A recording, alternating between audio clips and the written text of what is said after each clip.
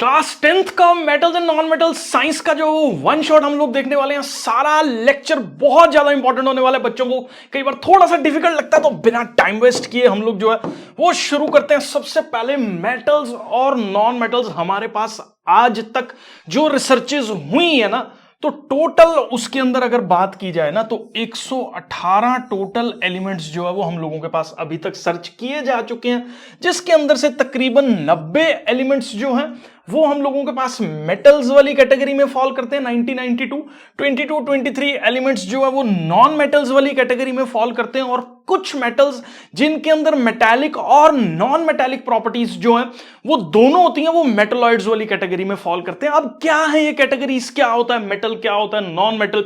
तो देखिए 118 एलिमेंट्स की प्रॉपर्टीज को डिफरेंटली सबको अंडरस्टैंड करना काफी ज्यादा डिफिकल्ट जो है वो हो जाता है। तो हमने क्या कर रखा है, कॉमन बिहेवियर्स फाइंड आउट कर रखे हैं कि अगर कोई एलिमेंट जो है वो एक सर्टेन बिहेवियर को जो है वो शो कर रहा है, तो उसको एक सर्टेन कैटेगरी में जो है वो डाला हुआ है, जिसमें प्रॉपर्टीज जो है फिजिकल केमिकल काफी ज्यादा सिमिलर एक दूसरे से हो जाती हैं, और काफी इजी हो जाता है चीजों को जो है वो अंडरस्टैंड करना। तो इजी करने के लिए हम लोगों के पास जो है ये कॉन्सेप्ट बनाया गया मेटल्स का, नॉन मेटल्स का, जिसमें कैटेगराइज करके एलिमेंट्स को जो है वो हम लोगों ने रखा। अब कई बार ना मैंने देखा बच्चों को यूजुअली नाम ही नहीं पता होते कौन कौन से एलिमेंट्स जो है ये मेटल्स हैं, कौन कौन से एलिमेंट्स जो है वो नॉन मेटल्स हैं। तो मैं आपकी जानकारी के लिए बता दूं, देखो सोडियम एक मेटल वाली कैटेगरी में फॉल कर रहा, पोटेशियम भी एक मेटल है, calcium, magnesium, aluminium, boron, silver, gold, copper, zinc, lead, mercury, iron, nickel, manganese, chromium, cobalt. ये मैंने कुछ ऐसे एलिमेंट्स चूज किए जो बहुत कॉमन है और बहुत ज्यादा इस्तेमाल होते हैं। क्लास 10th के लेवल पे आपको जो है वो इनका पता होना चाहिए कि ये सारे के सारे जो एलिमेंट्स हैं वो हम लोगों के पास एक मेटल्स वाली कैटेगरी के अंदर जो है वो फॉल करते हैं। अब बात करते हैं नॉन मेटल्स की। अब ये मेटल्स नॉन मेटल्स के अंदर जो है वो हम लोग सबसे पहले आपको क्या अंडरस्टैंड करना है, क्या कॉमन प्रॉपर्टीज है मेटल्स की और क्या कॉमन प्रॉपर्टीज होती है हम लोगों के पास नॉन मेटल्स की। तो मेटल्स जो है ना वो यूजुअली चमक वाले होते हैं, जिसके लिए हम लोग अंग्रेजी में अक्षर जो है वो इस्तेमाल करते हैं, वर्ड जो इस्तेमाल करते हैं, दैट इज लस्ट्रस। लस्ट्रस का मतलब होता है हम लोगों के पास शाइनी। तो यूजुअली मेटल्स जो है वो शाइनी होते हैं। शाइनी होने से क्या मतलब है कि कोई भी लाइट अगर उस मेटल के सरफेस पे फॉल करती है, तो लाइट जो है वो मेटल के सरफेस से रिफ्लेक्शन की प्रॉपर्टी जो है वो शो करती है, जिससे मेटल्स को हम लोग जो है वो लस्ट्रस बोल देते हैं या शाइनी जो है वो बोल देते हैं। मेजॉरिटी ऑफ द मेटल्स हम लोगों के पास ऐसे होते हैं जो एक शाइनी लस्ट्रस बिहेवियर जो है वो हम लोगों के पास शो करते हैं, जबकि नॉन मेटल्स ज्यादा चमक दमक वाले नहीं होते हैं। उसके बाद हम लोग बात करें, एक टर्म होती है जिसको हम लोग क्या बोलते हैं, डक्टाइल। डक्टाइल का मतलब ऐसा होता है कि कोई भी मेटल है ना हम लोगों के पास, उसको हम लोग खींच खींच के जो है वो एक सर्टेन वायर के अंदर जो है वो कन्वर्ट कर देते हैं। ठीक है, तो ऐसी प्रॉपर्टी जिसमें मेटल्स को खींच के वायर के अंदर जो है वो कन्वर्ट कर दिया जाए, उस प्रॉपर्टी को हम लोग डक्टाइल प्रॉपर्टी बोलते हैं, या डक्टिलिटी जो है उस पर्टिकुलर मेटल की बोल देते हैं। अब यूजुअली जैसे आयरन हो गया, सिल्वर हो गया, गोल्ड हो गया, उसको बीट करके आपने देखा ही है गोल्ड की कितनी सारी ज्वेलरीज हम लोग जो है वो तारे कन्वर्ट कर करके डिफरेंट डिजाइन जो है वो फॉर्म कर पा रहे हैं। क्यों? क्योंकि गोल्ड एक बहुत डक्टाइल मेटल है, और गोल्ड की डक्टिलिटी की अगर मैं आपसे बात करूं तो 1 ग्राम गोल्ड अगर आपके पास है तो उसको स्ट्रेच करके खींच के जो है वो आप तकरीबन 2 किलोमीटर लंबी तार बना सकते हो।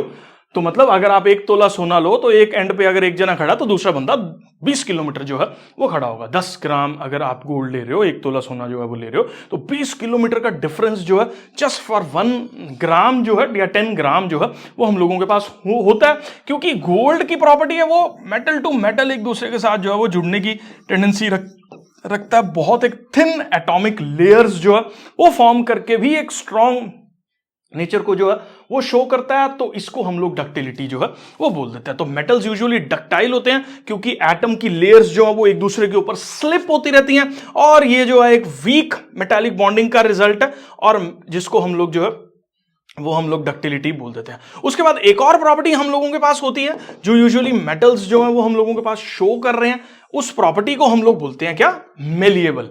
तो मेलिएबिलिटी एक प्रॉपर्टी है जिसका मतलब क्या होता है कि मेटल्स को बीट कर करके हम लोग जो है वो किसके अंदर कन्वर्ट कर सकते हैं, शीट्स के अंदर जो है वो कन्वर्ट कर सकते हैं। तो मेटल को बीट कर करके it can be converted into sheets. तो इस पर्टिकुलर प्रॉपर्टी को जिसमें मेटल को ठोक ठोक के जो है वो हम लोग शीट्स में कन्वर्ट कर देते हैं, उसको मेलिएबिलिटी बोलते हैं। अपने घरों में यूजुअली किचन्स के अंदर जो है वो देखा होगा कि मेलिएबिलिटी जो है वो हम लोगों के पास देखने को मिलती है। कैसे, एल्यूमिनियम के फॉइल्स जो है वो यूजुअली इस्तेमाल किए जाते हैं किचन्स के अंदर, मॉडर्न किचन्स के अंदर, लेकिन वैसे वो हमारी बॉडी हेल्थ के लिए जो है वो सही नहीं होता।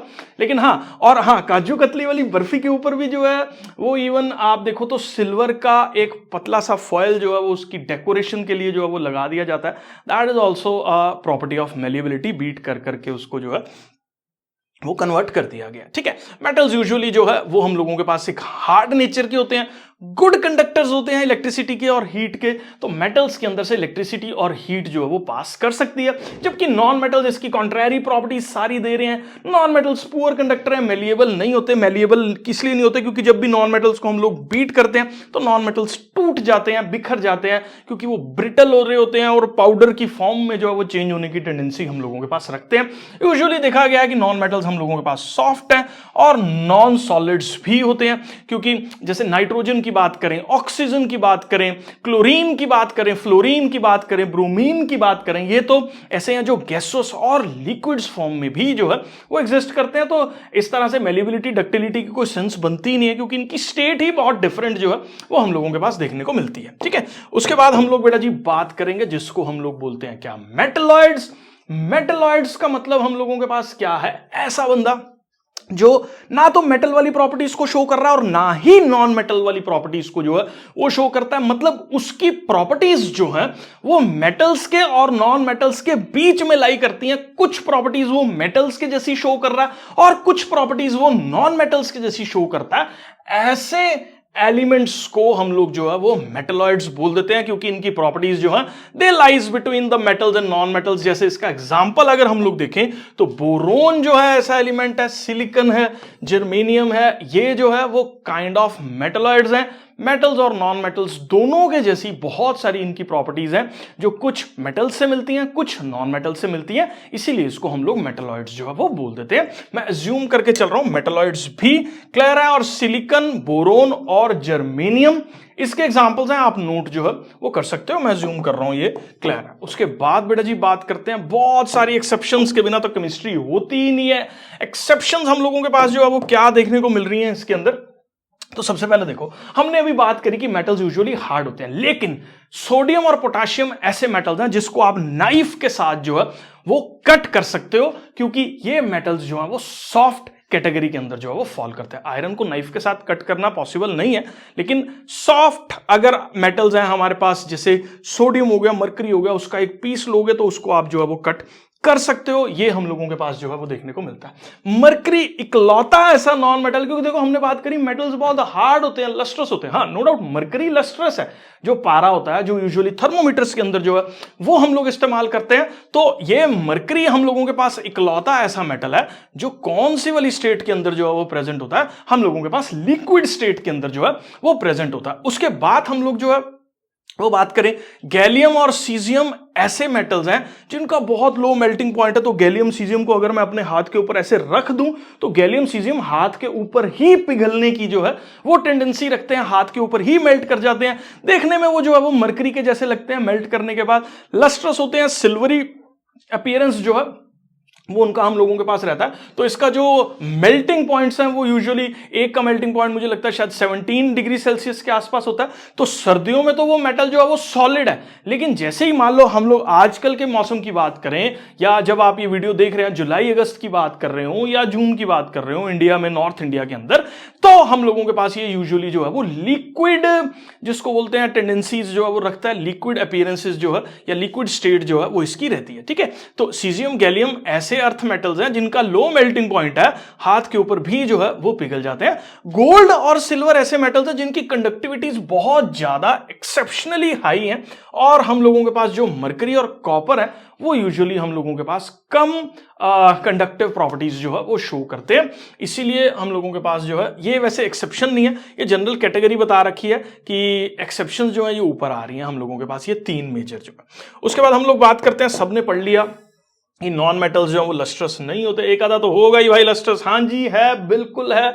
आयोडीन ऐसा नॉन मेटल है हम लोगों के पास जो एक लस्ट्रस टेंडेंसी को जो है वो शो करता है, मतलब देखने में जो है वो उसके अंदर एक चमक जो है वो रहती है। उसके बाद हम लोग बात करें तो डायमंड एक कार्बन का एलोट्रॉप है, मतलब एक कार्बन की फॉर्म है जिसको हम लोग डायमंड बोल देते हैं। तो इट इज बेसिकली कार्बन का एक अरेंजमेंट है।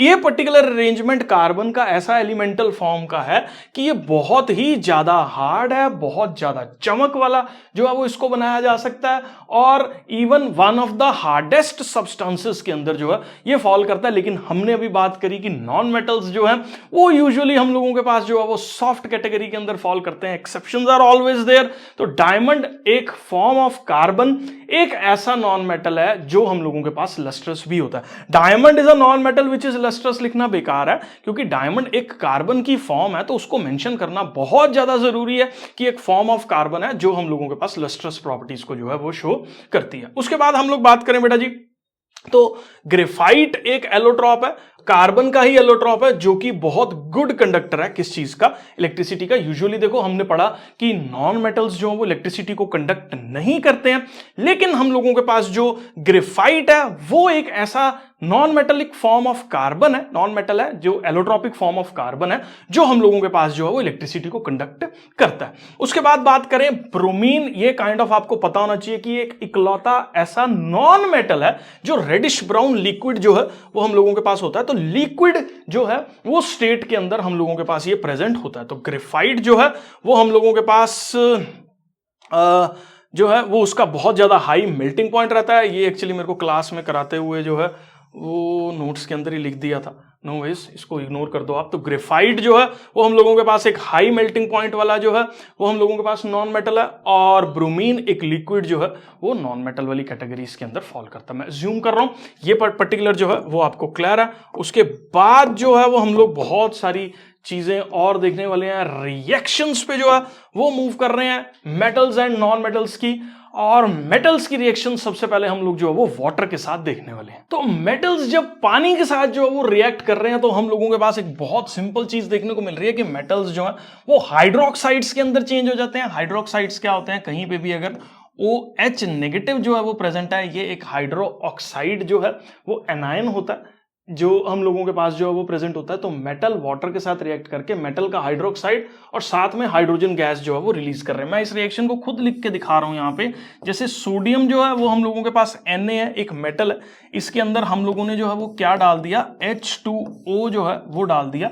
तो मेटल्स यूजुअली जो है वो हम लोगों के पास किसके अंदर चेंज हो रहे होते हैं, NaOH के अंदर जो है वो चेंज हो जाते हैं, और साथ ही हम लोगों के पास क्या होता है, हाइड्रोजन गैस जो है वो रिलीज होती है। तो ये क्योंकि मेटल्स बहुत ज्यादा रिएक्टिव है, कौन कौन से, जैसे अगर हम लोग रिएक्टिविटी सीरीज देखें ना, तो हम लोगों के पास जो ये सोडियम हो गया, पोटाशियम हो गया, ये बहुत ज्यादा रिएक्टिव मेटल्स वाली कैटेगरी के अंदर जो है ना वो फॉल करते हैं। बहुत ज्यादा रिएक्टिव मेटल्स है। जैसे ही पानी डाला, इवन पानी अगर ठंडा भी हो, मतलब इट इज नॉट रिक्वायर्ड कि पानी गर्म हो या बहुत स्टीम की फॉर्म में डाल रहे हो या वार्म वाटर डाल रहे हो, तो इवन आप कोल्ड वाटर भी डाल दो तो भी रिएक्शन इतनी वायलेंट होती है कि बहुत ज्यादा अमाउंट ऑफ हीट जो है वो रिलीज हो रही होती है इस पर्टिकुलर रिएक्शन के अंदर, जब सोडियम वाटर के साथ रिएक्ट करके NaOH और हाइड्रोजन गैस जो है वो रिलीज कर रहा होता है। ठीक है, तो इन केस ऑफ सोडियम और पोटाशियम रिएक्शन जो है वो कोल्ड वाटर के साथ भी जो है वो हो जाती है, क्योंकि ये बहुत ज्यादा हाईली रिएक्टिव मेटल्स वाली कैटेगरी के अंदर जो है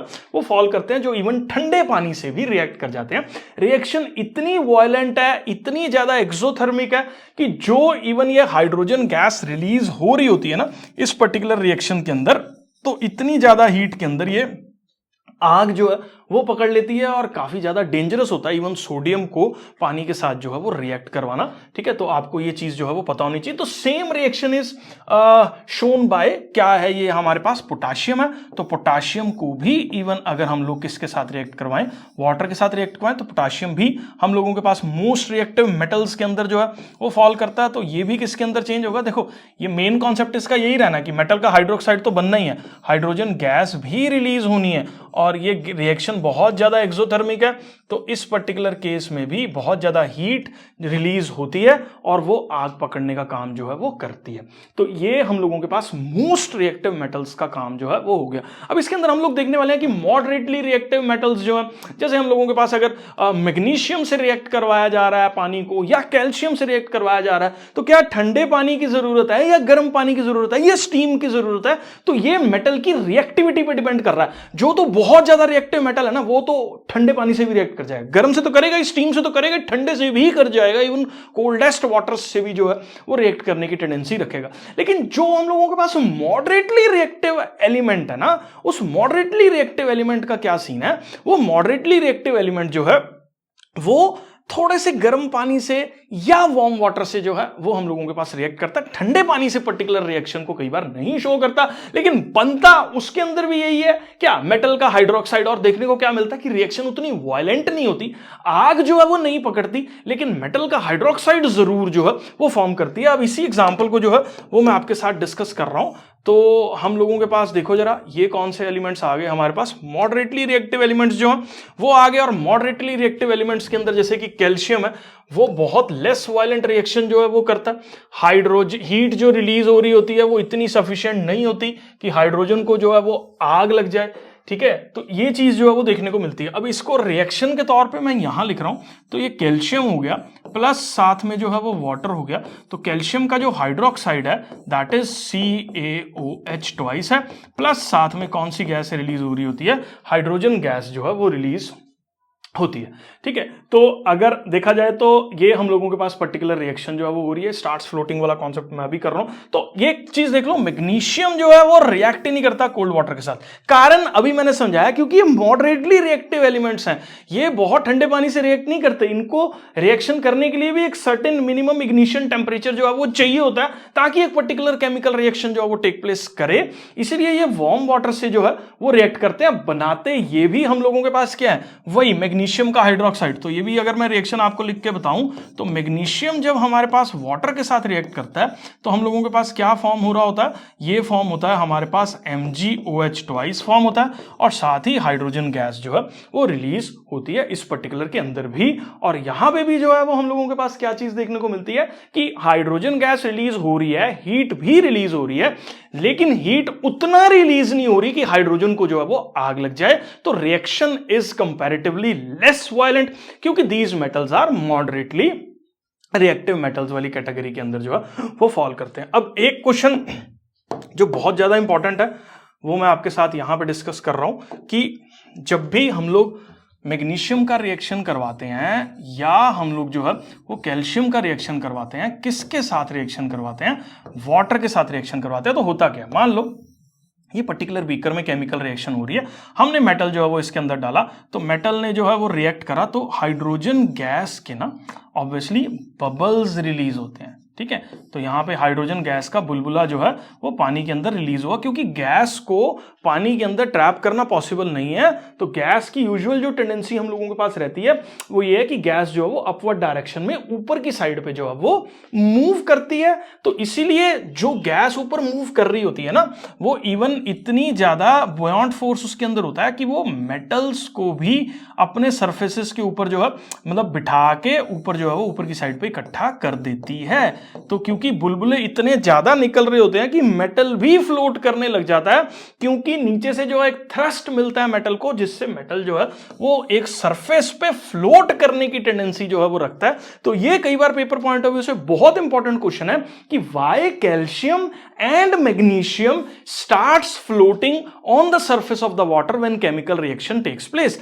मतलब कैल्शियम और मैग्नीशियम जो है वो क्यों वाटर के सरफेस के ऊपर जो है वो फ्लोट करने लग जाते हैं हैं जब केमिकल रिएक्शन जो है वो टेक प्लेस करती है। तो आंसर इसका आपको क्या लिखना है, आंसर आपको ये लिखना है कि जब भी केमिकल रिएक्शन मैग्नीशियम और कैल्शियम की टेक प्लेस करती है तो हाइड्रोजन गैस के बबल्स जो हैं वो पानी के अंदर से रिलीज हो रहे होते हैं और वो बबल्स जो है वो सरफेस पे आके फ्लोट करने लगते हैं, जिसकी वजह से हम लोगों के पास मेटल उन बबल्स के ऊपर बैठ के जो है वो सरफेसेस के ऊपर जो है वो फ्लोट करता रहता है, क्योंकि एक थ्रस्ट जो है वो जनरेट होता है जिससे मेटल को जो है वो एक अपवर्ड डायरेक्शन में फोर्स मिलता है जो उसके वेट को बैलेंस करता है और हम लोगों के पास मेटल्स जो है वो फ्लोट कर रहे होते हैं। ठीक है, तो ये मैं अज्यूम कर रहा हूं आपको क्लियर है। अब इसकी अंग्रेजी में जो है वो इसने कैसे यहां पे लिखा हुआ है आप देख सकते हो कि जो कैल्शियम है वो सरफेस पे फ्लोट कर रहा होता है पानी के साथ अबव द रिएक्शन, क्योंकि जो बबल ऑफ हाइड्रोजन गैस होती है वो स्टिक कर जाती है मेटल के सरफेस पे और उसको जो है वो ऊपर की डायरेक्शन में ले आती है।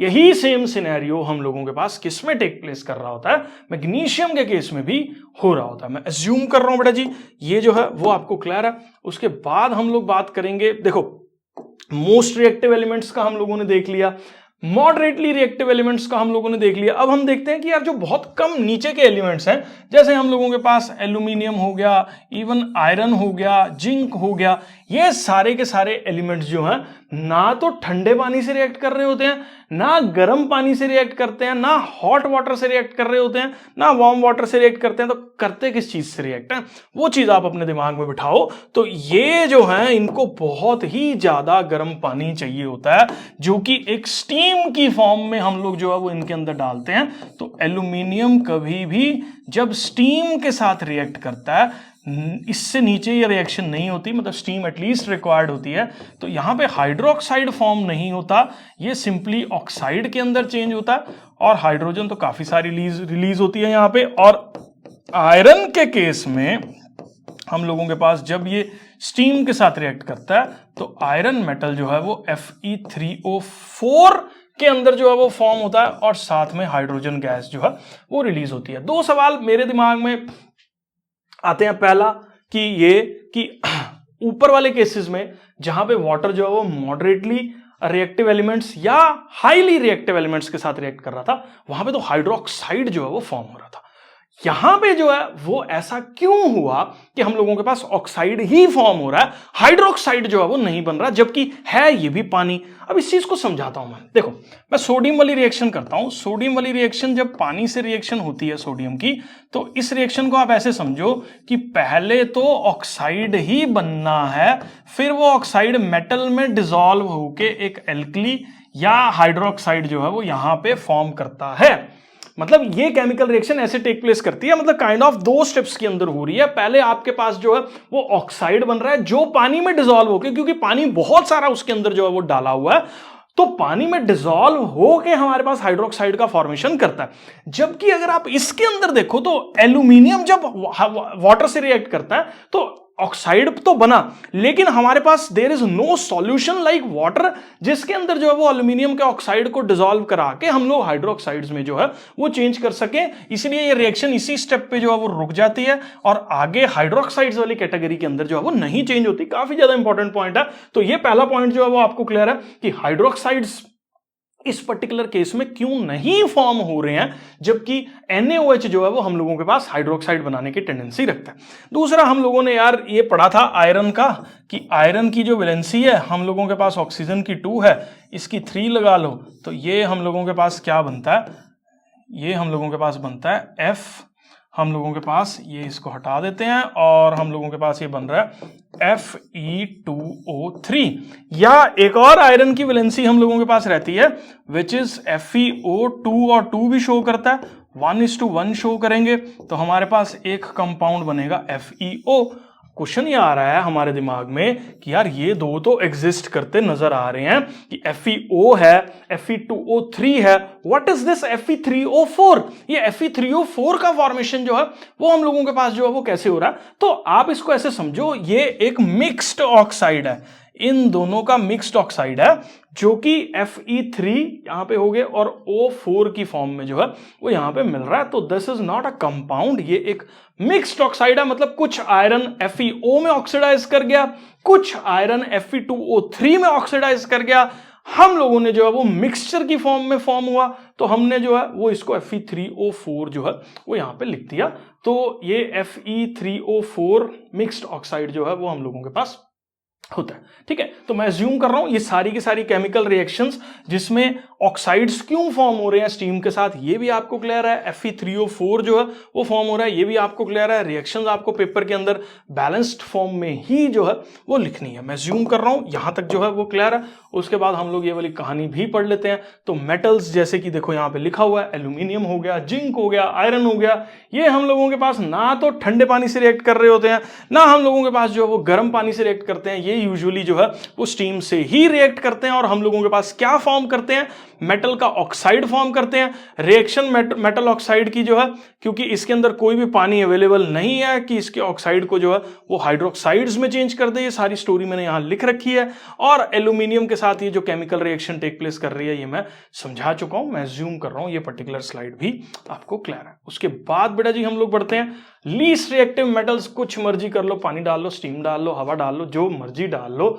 ये पर्टिकुलर मेटल्स का, क्योंकि अभी पानी से बात हो रही है, मेटल्स पानी के साथ जो है वो बिल्कुल भी रिएक्शन नहीं शो करते हैं, इसलिए गोल्ड, सिल्वर और जो है वो हम लोगों के पास लेड काफी ज्यादा नीचे लाई करते हैं रिएक्टिविटी सीरीज में।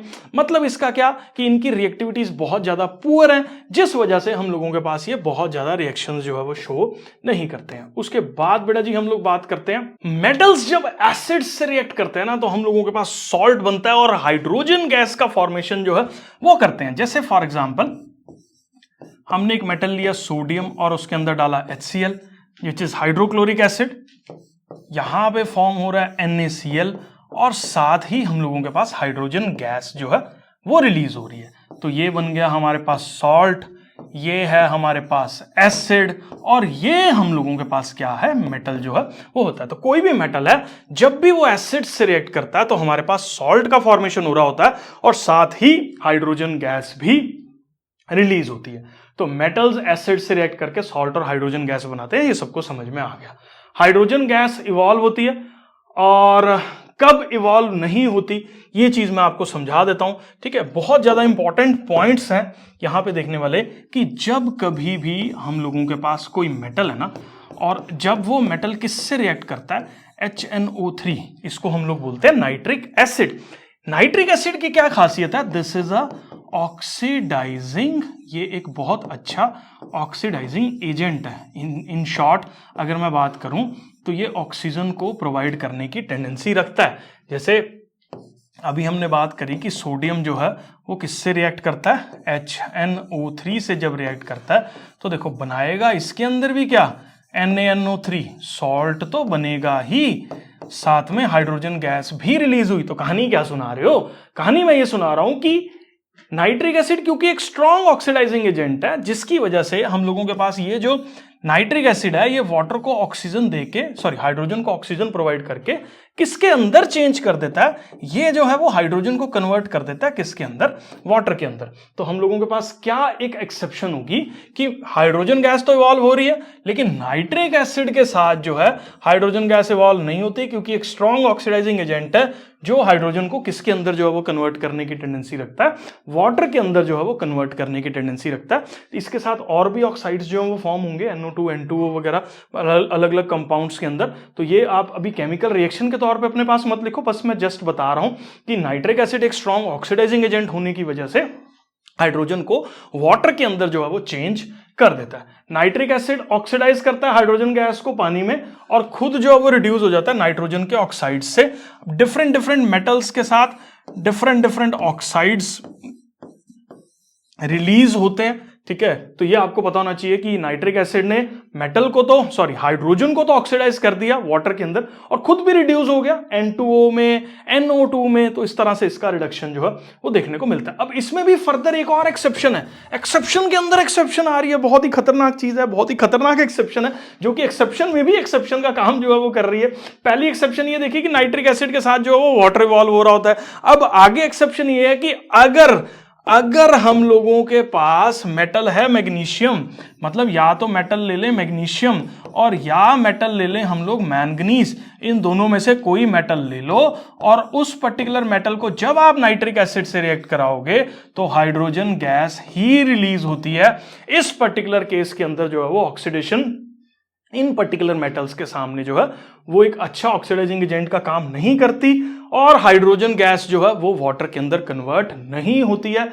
ये बहुत इंपॉर्टेंट पॉइंट जो है वो आपको समझना है कि मैग्नीशियम और मैंगनीज जब डाइल्यूट नाइट्रिक एसिड के साथ रिएक्ट करते हैं तो हम लोगों के पास जो है वो हाइड्रोजन गैस का ही रिलीज कर रहे होते हैं। और ये एक्सेप्शन के अंदर एक एक्सेप्शन है जो बहुत ही खतरनाक एक्सेप्शन बन जाती है। मैं ज्यूम कर रहा हूं ये पर्टिकुलर जो है वो आपको क्लियर है। उसके बाद हम लोग जो है वो बात करेंगे बड़े खतरनाक एक कंपाउंड की जिसका नाम है रॉयल वाटर। और ये रॉयल वाटर हम लोगों के पास क्या होता है, HCl है और साथ में हम लोगों के पास क्या है, नाइट्रिक एसिड है। HCl और नाइट्रिक एसिड किस रेशो में प्रेजेंट है, 3:1 रेशो में प्रेजेंट है। बहुत ही खतरनाक जो है ये सॉल्यूशन होता है। मतलब इवन जो मेटल्स लीस्ट रिएक्टिव हैं, किसी भी गोल्ड सिल्वर किसी भी एसिड्स के साथ जो वो रिएक्ट नहीं कर रहे, वो भी इवन इसके अंदर जो है वो डिसॉल्व होने की टेंडेंसी रखते हैं। जब भी HCl को 3 पार्ट्स में लिया जाए और नाइट्रिक एसिड को 1 पार्ट में लिया जाए तो इस पर्टिकुलर कॉम्बिनेशन को, इस पर्टिकुलर सॉल्यूशन को हम लोग जो है वो अपने पास क्या बोल देते हैं, एक्वा रीजिया जो है वो बोल देते हैं। ये रिएजेंट की एबिलिटी होती है कि इवन लीस्ट रिएक्टिव मेटल्स जैसे कि गोल्ड है, प्लेटिनम है, हम लोगों के पास जो है वो डिसॉल्व कर देता है।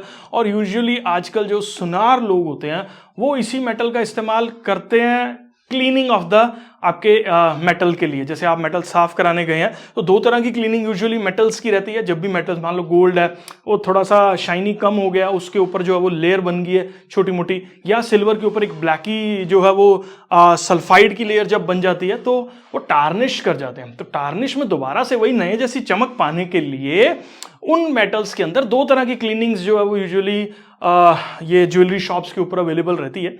सब जगह पे नहीं होती, लेकिन 2 जगह पे 2 तरह की क्लीनिंग है। एक तो होती है हॉट वाटर वाली क्लीनिंग जो है स्टीम बेस्ड क्लीनिंग, ठीक है, पानी यूज करते हैं मेटल्स को साफ करने के लिए, उसकी लेयर्स को जो है वो रिमूव करने के लिए उसके ऊपर से। एक होती है एसिड बेस्ड क्लीनिंग।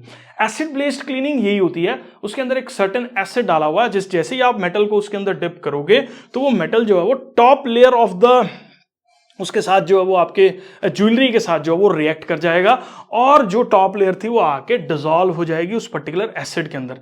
मतलब अगर आपने उसको मेटल दिया मान लो 22.345 का, तो हो सकता है वो आपको वापस करेगा 22.250 का और कहेगा इतना छोटा मोटा वेरिएशन जो है वो आता रहता है। तो मिलीग्राम का फर्क है जी, मिलीग्राम का फर्क है, तो मिलीग्राम के फर्क में ही वो 500-700 का सोना जो है वो अपने पास रख लेता है क्लीनिंग के प्रोसेस के दौरान ही, ठीक है। तो यूजुअली वाटर बेस्ड क्लीनिंग को प्रेफर करना चाहिए, नहीं तो घर पे साफ कर लो नींबू वगैरह के साथ, या जो भी घर पे चीजें अवेलेबल होती हैं, बहुत सारी रेमेडीज अवेलेबल रहती हैं, ठीक है। लेकिन ये एक्वा रीजिया सब्सटेंस जो पुराने जमाने में तो पता क्या करते थे लोग, कुछ टाइम पहले जब लोगों में अवेयरनेस नहीं थी तो वो गलियों में घूमते थे, भैया अपना सोना साफ करा लो, अपनी चांदी साफ करा लो, ठीक है, तो ये करा लो वो करा लो, तो लोग फंस जाते थे, भोले वाले इंडियंस जो है वो फंस जाते थे उसके अंदर।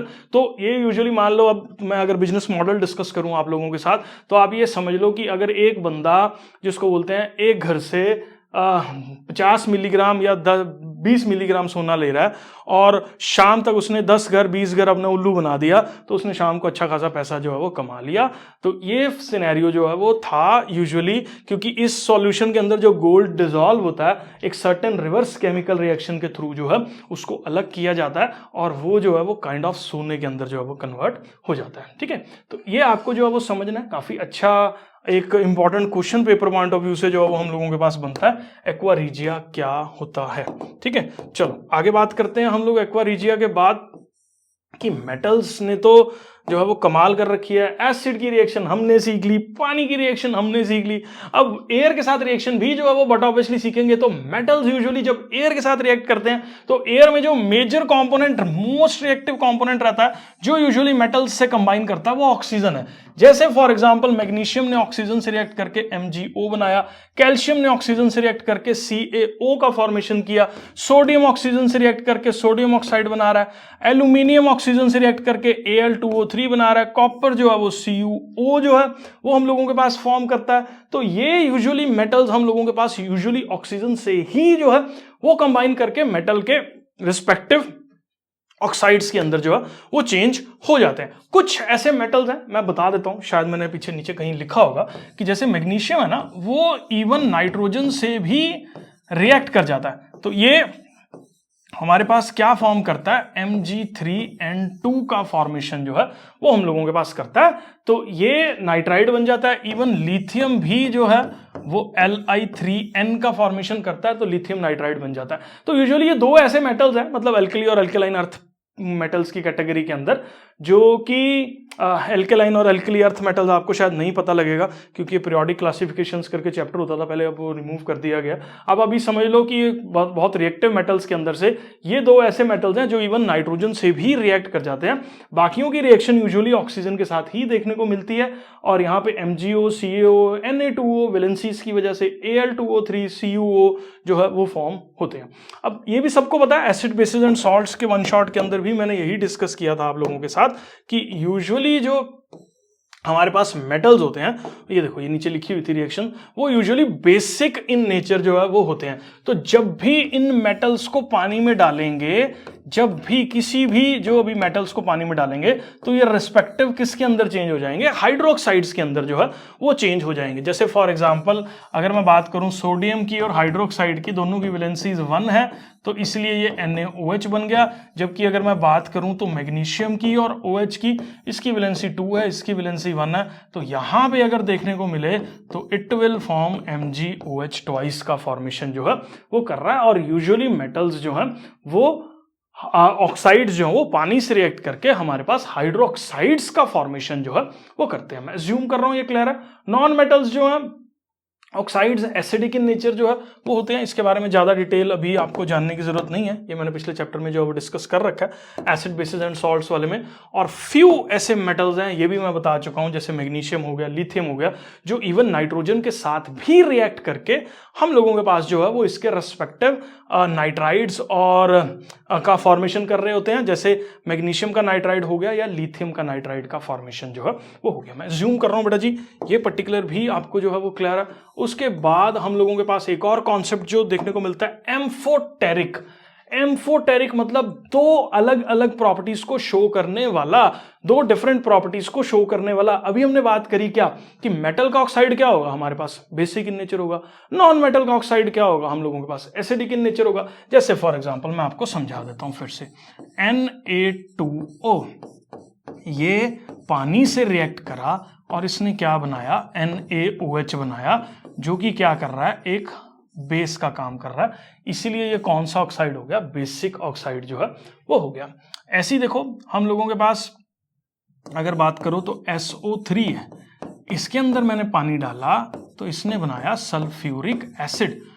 तो ये किस चीज का काम कर रहा है, एसिड का काम कर रहा है। ये कौन सा है, ये नॉन मेटल है, ये क्या है, मेटल है। तो मेटल के oxides usually basic in nature होते हैं, नॉन मेटल के ऑक्साइड्स यूजुअली क्या रहते हैं, हमारे पास एसिडिक इन नेचर जो है वो रहते हैं। ठीक है, तो एसिडिक इन नेचर है मतलब ये बेसिक ऑक्साइड क्या करेगा, एसिड से रिएक्ट कर जाएगा। ये एसिडिक ऑक्साइड क्या करेगा, हमारे पास बेस से रिएक्ट कर जाएगा, बस इतना ही करेगा ना। लेकिन एक है डुअल नेचर, एसिड सामने आ गया ना तो बेस बन गया, बेस सामने आ गया तो खुद एसिड बन गया। ठीक है, मतलब अपना कैरेक्टरिस्टिक जो है वो दूसरे सामने वाले बंदे पे डिपेंड करने वाला है। मतलब एसिड के सामने वो बेस की तरह एक्ट करके खड़ा हो रहा है, चौड़ा हो रहा है, मैं करूंगा तेरे से रिएक्ट, और बेस आ गया तो कह रहा है कोई बात नहीं मैं ही करूंगा, मैं तो एसिड भी बन सकता हूं। तो दोनों चीजें बनने की टेंडेंसी जो है वो यूजुअली कुछ ऑक्साइड्स की रहती है, जिनको हम लोग जो है वो क्या बोलते हैं, अपने पास एम्फोटेरिक ऑक्साइड्स जो है वो बोल देते हैं। अब ये एम्फोटेरिक ऑक्साइड्स जो है वो क्या चीज है, यहां पे इसकी डेफिनेशन पॉइंट ऑफ व्यू से जो है वो इसको देख लेते हैं। तो ऐसे ऑक्साइड्स जो both acidic and basic properties को जो है वो हमारे पास शो करते हैं, इनको हम लोग जो है वो अपने पास क्या बोल देते हैं, एम्फोटेरिक ऑक्साइड्स जो है वो बोल देते हैं। ठीक है, और दूसरा देखो, ऐसे मेटल ऑक्साइड्स जो है वो दोनों एसिड्स और बेसिस दोनों से रिएक्ट करते हैं। मैं आपको केमिकल रिएक्शन के तौर पे जो है वो यहाँ पे खुद लिख के बता रहा हूं। यहाँ पे देखना, Al2O3 की दो रिएक्शन शो करूंगा मैं। Al2O3 ये रिएक्ट करा HCl के साथ, और ये रिएक्ट करा मेरे पास किसके साथ, NaOH के साथ। यहां पे देखो ये मेरे पास एसिड है तो ये किसकी तरह बिहेव कर रहा होगा, बेस की तरह बिहेव कर रहा होगा। अब यहां देखो ये मेरे पास क्या है, बेस है, तो ये किसकी तरह बिहेव करेगा, हमारे पास यहाँ पे एसिड की तरह जो है वो बिहेव करेगा। अब ये एसिड की तरह बिहेव करेगा, बेस की तरह बिहेव करेगा, तो बनाएगा तो इसने सॉल्ट ही यहाँ पे भी, और यहाँ का जो सॉल्ट बनता है NaAlO2 बनता है, ठीक है। और साथ में सबको पता है एसिड और बेस मिलके क्या बनाते हैं, हमारे पास सॉल्ट, साथ ही हमारे पास क्या फॉर्म हो रहा होगा, वाटर जो है वो फॉर्म हो रहा होगा। तो यहां पे भी वाटर बन गया, यहां पे भी वाटर बन गया। लेकिन ये था कि बेस जब आया तो Al2O3 ने किसकी तरह बिहेव करा, एसिड की तरह बिहेव करा, बनाया क्या, NaAlO2, ठीक है। हम लोगों के पास ये एक सॉल्ट है, सोडियम एल्यूमिनेट इसको हम लोग बोल देते हैं। इसको लिख सकते हो, दिस इज सोडियम का एल्यूमिनेट, एल्यूमिनेट, ये सोडियम का एल्यूमिनेट जो है वो फॉर्म हो रहा है। और ऊपर क्या फॉर्म हो रहा है, एल्यूमिनियम का क्लोराइड जो है वो फॉर्म हो रहा है। रिएक्शन दोनों में ही सेम तरीके से टेक प्लेस कर रही है कि एसिड और बेस सॉल्ट और वाटर बना रहा है, लेकिन डुअल नेचर है, एसिड के सामने बेस और बेस के सामने एसिड को हम लोग जो है वो क्या बोल देते हैं, एम्फीबियन है, दो डुअल कैरेक्टरिस्टिक्स को शो कर रहा है, तो इसलिए एम्फोटेरिक ऑक्साइड जो है वो इसको हम लोग बोल देते हैं। अब यही पर्टिकुलर केमिकल रिएक्शन मैं आपको जिंक ऑक्साइड के साथ करके दिखा रहा हूं। ये देखो हमारे पास क्या था, ये बेस था, और ये क्या है, हमारे पास एसिड डाला हमने। एसिड के सामने इसने किसकी तरह बिहेव करना है, बेस की तरह। बेस के सामने ये किसकी तरह बिहेव कर रहा है, एसिड की तरह। बनाएगा क्या, दोनों केसेस में सॉल्ट फॉर्म कर रहा है, यहां पे भी सॉल्ट फॉर्म कर रहा है, यहां पे भी सॉल्ट फॉर्म कर रहा है। साथ में जो है वो हमारे पास क्या फॉर्म कर रहा है, ये वाटर का फॉर्मेशन जो है वो करेगा, ठीक है। तो यहां पे ये जो कंपाउंड है Na2ZnO2, ना जानो, दो बंदों के बीच में होता है ना जानो, तो इसलिए Na2ZnO2 बोलते क्या है इसको, दिस इज कॉल्ड सोडियम, है क्या, Na2ZnO2, सोडियम जिंकेट जो है वो इसको बोल देंगे, और ये जिंक का क्लोराइड जो है ये हम लोगों के पास रहेगा। तो एम्फोटेरिक की दो केमिकल रिएक्शंस मैं अज्यूम कर रहा हूं, आपको क्लियर है। उसके बाद बेटा जी हम लोग बात करते हैं सोडियम और पोटाशियम को जो है, क्योंकि बहुत ज्यादा रिएक्टिव होते हैं तो इनको केरोसिन के अंदर ही हम लोग स्टोर करके रख सकते हैं। कुछ बच्चे ने मैंने देखा है लिख देते हैं पानी के अंदर स्टोर करके रख देते हैं, तो रिएक्ट नहीं करते। एयर के साथ तो कर दो, पानी में रिएक्ट डालो के रखोगे तो फट जाएंगे, ठीक है, और तुम भी फट जाओगे उसके बाद। और सोडियम और पोटाशियम जो है वो ऐसे मेटल्स हैं जिनको केरोसिन के अंदर जो है वो रखा जाता है, बहुत ज्यादा रिएक्टिव है, विग्रसली जो है वो रिएक्ट करते हैं और आग जो है वो उनमें लग जाती है। उसके बाद मेटल्स है हमारे पास एल्यूमिनियम, जिंक, लेड, मैग्नीशियम जो है वो उनके ऊपर ऑक्साइड्स की लेयर आ जाती है जो उनको फर्दर प्रिवेंट करती है ऑक्सीडेशन से, ये मैं समझा रहा हूं। गोल्ड सिल्वर ना तो इवन ऑक्सीजन से रिएक्ट ही नहीं करते किसी भी टेम्परेचर पे। पहले सेकंड पॉइंट को डिस्कस करते हैं, थर्ड पॉइंट आपको अपने आप ही क्लियर हो जाएगा। ये मान लो कोई मेटल है, इसके ऊपर होता क्या है हमारे पास, जब भी ये मेटल जो ऑक्सीजन की प्रेजेंस में रहता है तो इसके ऊपर एक लेयर जो है वो फॉर्म हो जाती है, ऑक्साइड की, हाइड्रोक्साइड की, कार्बोनेट की, डिपेंडिंग ऑन वो किस चीज से रिएक्ट कर रहा है। अब ये लेयर क्या करती है, फर्दर इसका मेटल को बचा लेती है, क्योंकि अब इस मेटल का लिंक ना तो एयर के साथ डायरेक्ट होता ही नहीं है, क्योंकि एक बीच में लेमिनेशन अपने आप ही बन जाती है जो इस मेटल को जो है वो फर्दर कोरोजन से जो है वो प्रिवेंट करती है। मतलब नेचर भी क्या कमाल की चीज है कि खराब करके आगे फर्दर खराब होने से बचा रही है। यही तुम्हारी जिंदगी है बेटा, खराब करके जो है वो आगे फर्दर खराब होने से रोक लो। ऐसा बिल्कुल सीख मत लेना इस पर्टिकुलर चीज से, लेकिन क्योंकि तुम मेटल नहीं हो, ठीक है। और उसके बाद हम लोगों के पास मेटल के ऊपर एक ऑक्साइड की लेयर आई, लेमिनेशन का काम जो है वो किया, ऑक्सीजन की सप्लाई जो है वो कट ऑफ हुई, रिएक्शंस जो है वो बंद होगी, तो बीच का बचा रहेगा, ऊपर ऊपर का खराब हो गया, कोई बात नहीं, हटा के जो है वो यूज कर लेंगे, कोई दिक्कत जो है वो इसमें नहीं होगी। अब सिल्वर और गोल्ड ऐसे मेटल्स हैं जो ऑक्सीजन से कुछ मर्जी कर लो रिएक्ट करने की टेंडेंसी रखते ही नहीं है। तो ये चीज जो है मैं ज्यूम कर रहा हूं आपको जो है वो क्लियर है। आयनिक कंपाउंड्स के बारे में जो है वो बेटा जी हम लोग देखने वाले हैं। नाम से ही जो है वो पता लग रहा है, आयन से बन के जो है वो मिल के बने हुए कंपाउंड्स को हम लोग आयनिक कंपाउंड्स जो है वो बोल देते हैं। मैं पहले एग्जांपल के तौर पे जो है वो बताता हूं, एक बड़ा ही फेमस कंपाउंड है हम लोगों के पास, सोडियम क्लोराइड। ये किस चीज से मिलके बना हुआ है, ये मिला हुआ है Na पॉजिटिव होता है और हम लोगों के पास Cl नेगेटिव होता है। मतलब एक हमारे पास सोडियम का पॉजिटिव चार्ज है, क्योंकि सोडियम के ऊपर पॉजिटिव चार्ज होता है, और क्लोरीन का नेगेटिव चार्ज है, जो कि आपस में एक कौन से फोर्स के थ्रू अट्रैक्ट कर रहे हैं, इसको हम लोग बोलते हैं इलेक्ट्रोस्टैटिक फोर्स के थ्रू जो है वो एक दूसरे को अट्रैक्ट कर रहे हैं, एक दूसरे के साथ बंधे हुए हैं। तो जो भी कंपाउंड्स के अंदर इस तरीके से पॉजिटिव नेगेटिव चार्जेस के अट्रैक्शन की वजह से जो है वो स्पीशीज एक दूसरे के साथ बाउंडेड जो है वो होते हैं, उसी कंपाउंड को हम लोग आयनिक कंपाउंड जो है वो बोल देते हैं। तो ये बेसिकली बनते कैसे हैं, इस चीज का जो है वो मैं आपको कॉन्सेप्ट यहां पे समझा रहा हूं। आप जो है वो अच्छे से इस चीज को नोट कर लेना। मैं इस पर्टिकुलर जगह पे जो है ना वो इसको लिखता हूं। अब जैसे हमारे पास फॉर एग्जांपल एक कंपाउंड है NaCl, तो ये कैसे बना, इसके अंदर एक सोडियम है। सोडियम का अगर आप एटॉमिक नंबर देखो तो 11 है, जिससे इसकी इलेक्ट्रॉनिक कॉन्फ़िगरेशन हम लोग लिखते हैं Na की 281, क्योंकि 11 इलेक्ट्रॉन्स इसमें प्रेजेंट हैं। अब देखो ये स्टेबल स्पीशी नहीं है, क्योंकि हर स्पीशी ये चाहता है कि उसके आउटर शेल में 8 इलेक्ट्रॉन्स हो या उसका ऑक्टेट जो है वो कंप्लीट हो। अगर यहां पे हम लोग ऑक्टेट कंप्लीट करने की बात करें तो ये हमारे पास किसके अंदर जो है वो चेंज होगा, इस तरीके से चेंज हो जाएगा, जिससे एक इसमें चेंज हो रहा है 2,8 और एक इलेक्ट्रॉन जो है वो हम लोगों के पास क्या हो रहा है, लूज जो है वो सोडियम कर रहा है। ठीक है, ऐसे ही अगर हम क्लोरीन का स्टोरी देखें तो क्लोरीन का जो एटॉमिक नंबर है वो हम लोगों के पास 17 है, और जिससे 2,8,7 के अंदर जो है ये कन्वर्ट होता है। और ये पर्टिकुलर भी चाहता है कि इसका ऑक्टेट कंप्लीट हो, लेकिन 7 इलेक्ट्रॉन्स लूज करना पॉसिबल नहीं है, एक इलेक्ट्रॉन गेन करना आसान रहता है, जिसकी वजह से हम लोगों के पास ये किसके अंदर चेंज हो जाता है, क्लोरीन नेगेटिव, जो कि क्या बन जाता है 2,8,8 के अंदर जो है वो कन्वर्ट हो जाता है। अब आगे अगर आप देखें तो हमारे पास एक आयन बन गया जो कैटायन है Na पॉजिटिव, और साथ ही हम लोगों के पास Cl नेगेटिव बन गया, जिन्होंने एक दूसरे को जो है वो इलेक्ट्रोस्टैटिक फोर्स ऑफ अट्रैक्शन से अट्रैक्ट जो है वो करा, और हमारे पास आयनिक कंपाउंड का फॉर्मेशन हो गया। तो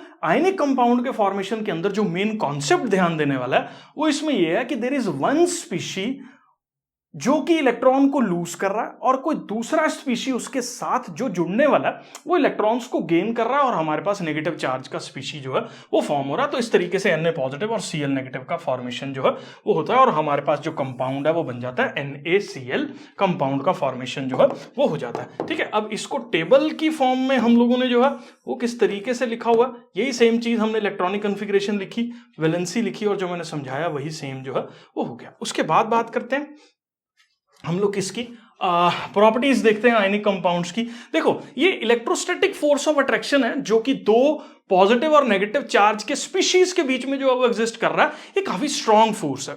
अब स्ट्रॉन्ग फोर्स होने की वजह से ना जो बॉन्डिंग होती है ना इनके बीच में वो बहुत स्ट्रांग होती है।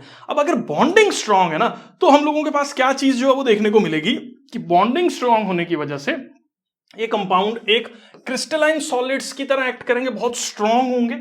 उसके बाद इनके हाई मेल्टिंग पॉइंट्स होंगे और बॉइलिंग पॉइंट्स जो है वो रहेंगे। तो जितने भी यूजुअली हमारे पास आयनिक कंपाउंड्स हैं वो strong electrostatic force of attraction से जुड़े होने की वजह से इनके melting points, boiling points strong रहते हैं, और ये कंपाउंड्स क्रिस्टलाइन नेचर के होते हैं और काफी ज्यादा एक स्ट्रॉन्ग कंपाउंड्स जो है वो फॉर्म करते हैं। ठीक है, ये कंपाउंड जो है वो पानी में सॉल्युबल होते हैं, और लेकिन ऑर्गेनिक सॉल्वेंट जैसे CCl4 हो गया या बाकी कोई ऑर्गेनिक कंपाउंड्स हो गए, इसके अंदर ये डिसॉल्व नहीं होते। ये प्रॉपर्टी है इसकी, ये ब्रिटल होते हैं, मतलब मेटल्स की तरह नहीं है कि इसको पीटा पीटा पीटा और ये शीट के अंदर जो है वो कन्वर्ट हो गया, ऐसा बिल्कुल भी नहीं होता।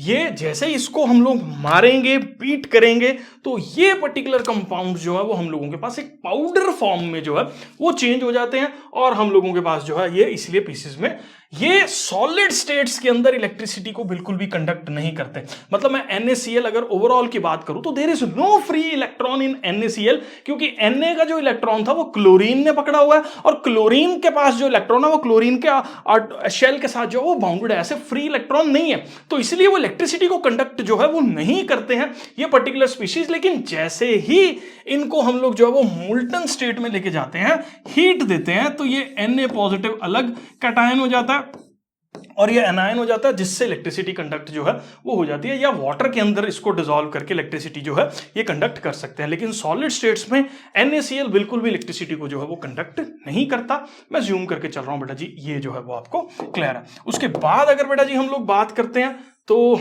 इन स्पीशीज की, ये मैंने अभी आपको समझाया, क्या चीज जो है वो मैंने आपको समझाई, ये चीज ध्यान देना कि Na के ऊपर 28 इसमें चेंज हो गया, एक इलेक्ट्रॉन जो है वो इसने हम लोगों के पास जो है वो क्या किया, लूज किया, और यहां पे जो है वो इलेक्ट्रॉन का हमारे पास क्या देखने को मिल रहा है बेटा, गेन जो है वो देखने को मिल रहा है, जिससे क्लोरीन नेगेटिव में जो है वो चेंज हो रहा है। अब इस पर्टिकुलर जगह पे जो ध्यान देना है वो क्या है, क्लोरीन का सिंबल बनाया, क्लोरीन के आउटर शेल में 7 इलेक्ट्रॉन्स हैं, तो ये 1 2 3 4 5 6 और 7 क्रॉसेस हम लोगों ने जो है वो क्लोरीन के बाहर लगा दिए।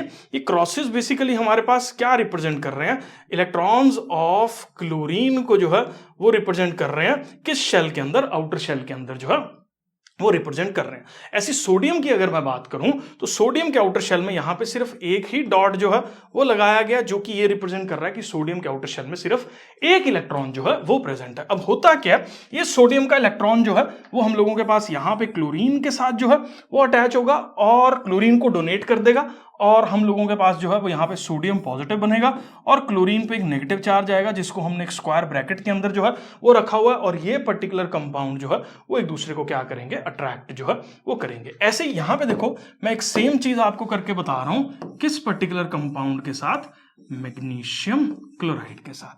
ये चीज हम लोग देखते हैं मैग्नीशियम में, तो मैग्नीशियम देखो ये 2,8,2 है, जो कि क्या करेगा हम लोगों के पास, ये चेंज होगा Mg2 पॉजिटिव में और 2 इलेक्ट्रॉन्स लूज करेगा, और 2 क्लोरीन के जो एटम्स हैं वो हमारे पास इन 2 इलेक्ट्रॉन्स को गेन करके 2 क्लोरीन नेगेटिव फॉर्म करेंगे, और ये कंपाउंड्स आपस में जो है वो क्या फॉर्म करेंगे, MgCl2 जो है वो फॉर्म करेंगे। अब इसको मैं इस इलेक्ट्रॉन डॉट स्ट्रक्चर की फॉर्म में जो है वो रिप्रेजेंट कर रहा हूं, क्योंकि इसको इलेक्ट्रॉन डॉट स्ट्रक्चर जो है वो बोल देते हैं हम लोग। देखो मैग्नीशियम के आउटर शेल में 2 इलेक्ट्रॉन्स थे, ठीक है, और क्लोरीन के आउटर शेल में जो है वो मैं अलग पेन से बना रहा हूं, 1 2 4 5 और 6 जो ग्रीन वाले डॉट्स हैं वो क्लोरीन के इलेक्ट्रॉन्स को रिप्रेजेंट जो है वो कर रहे हैं। उसके बाद हम लोग जो है वो बेटा जी आगे बढ़ते हैं। यहाँ पे देखो एक मैग्नीशियम ने एक क्लोरीन इसको डोनेट, इलेक्ट्रॉन इसको डोनेट किया, एक इलेक्ट्रॉन जो है वो इसको दिया, ठीक है, जिससे क्या हुआ, मैग्नीशियम ने अपने दोनों इलेक्ट्रॉन्स लूज कर दिए, और क्लोरीन ने क्या किया, ये देखो क्लोरीन के ऊपर क्या था हमारे पास, इसके पास देखो 7 इलेक्ट्रॉन्स तो अपने ही थे, और एक इलेक्ट्रॉन इसने किसका गेन कर लिया, इसका गेन कर लिया, और ये टोटल हमारे पास 2 इस तरह के क्लोरीन्स जो हैं वो प्रेजेंट हैं, और इस पे ओवरऑल क्या चार्ज आएगा, 2 नेगेटिव चार्ज जो है वो आएगा, जिससे ये एक दूसरे को जो है वो अट्रैक्ट करेंगे, और हम लोगों के पास ये फॉर्म जो है वो कर रहे हैं, ठीक है। मैं एक बार इसको यहां से जो है वो रिप्रेजेंट करके आपको बता रहा हूं। देखो आप ये यूजुअली ना एक चीज और ध्यान रखो, आप बेटर है इसको, क्योंकि इलेक्ट्रॉन डॉट स्ट्रक्चर ही हम लोगों के पास ये है, और इसको जो है वो आप यहां पे ऐसे शो कर दो, यहां 2 शो कर दो, और यहां से 2 जो है वो हटा दो, क्योंकि हमारे पास यही बात जो है ना वो बन जाएगी, ठीक है। मैं एक बार इसको यहां बना देता हूं, फिर से शो कर देते हैं हम लोग, देख लो, ठीक है। हमने क्योंकि एक बता दिया कि क्लोरीन एक एटम ने जो है वो नेगेटिव चार्ज को गेन किया, और टोटल 2 थे क्लोरीन, तो यहां पे बाहर ब्रैकेट के 2 लगा दिया, और ये टोटल 2 नेगेटिव चार्ज हो गया, 2 पॉजिटिव चार्ज हो गया, और हम लोगों के पास MgCl2 का फॉर्मेशन जो है वो हो गया। तो इस तरीके से जो है वो आप इसको रिप्रेजेंट जो है वो कर सकते हो, ठीक है। मैं ज्यूम कर रहा हूं, ये क्लियर है। उसके बाद देख लो बेटा जी, यहाँ पे जो है वो आप लुईस डॉट स्ट्रक्चर्स इसके नोट कर सकते हो, स्क्रीनशॉट जो है वो ले सकते हो। उसके बाद काफी ज्यादा इंपॉर्टेंट टॉपिक है हम लोगों के पास, जो कि कोरोजन है। कोरोजन का मतलब हम लोगों के पास जो है वो जंग लगना है।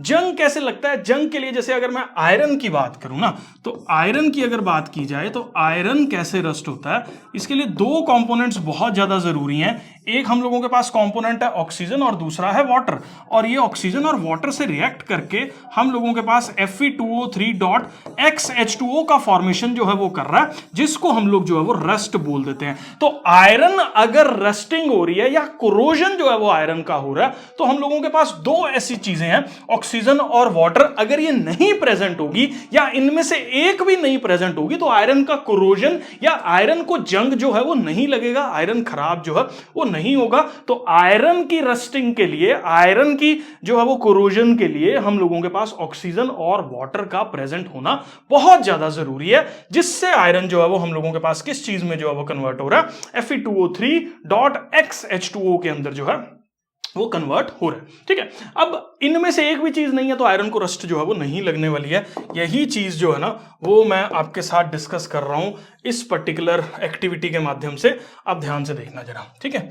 अब यहां पे देख लो क्या हो रहा है, ये पहली टेस्ट ट्यूब है, दूसरी है, तीसरी है। पहली टेस्ट ट्यूब के अंदर क्या क्या चीज है, देखो एयर भी है जो कि हमारे पास क्या है, सोर्स ऑफ ऑक्सीजन है, और वाटर अलग से जो है वो प्रेजेंट है। इसका मतलब जो दो चीजें अपने को आयरन की रस्टिंग के लिए चाहिए, ये भी है, ये भी है, ऑब्वियसली आयरन तो है ही है, तो इसका मतलब इस पर्टिकुलर केस में जो है वो रस्ट होगा। तो यहां पे देखो आयरन का जंग जो है वो, क्योंकि रस्ट आयरन के केस में ब्राउन कलर का होता है, तो इसलिए ब्राउन कलर की कोटिंग यहां पे देखने को जो है वो मिल रही है। उसके बाद अगर मैं बात करूं सेकंड केस में, तो इन्होंने यहां पे ये बोला कि पानी के अंदर से एयर बिल्कुल रिमूव कर दी गई है, पानी जरूर प्रेजेंट है, आयरन भी प्रेजेंट है, तो रस्ट जो है वो नहीं होगी, रस्टिंग टेक प्लेस जो है वो नहीं करेगी इस पर्टिकुलर सिनेरियो में, क्योंकि ऑक्सीजन जो कि बहुत ज्यादा जरूरी थी रस्टिंग के लिए, वो इस पर्टिकुलर टेस्ट ट्यूब के अंदर जो है वो नहीं प्रेजेंट है, जिसकी वजह से हम लोगों के पास यहां पे आयरन का रस्टिंग जो है वो नहीं होगा। और वैसे भी एयर जो थी,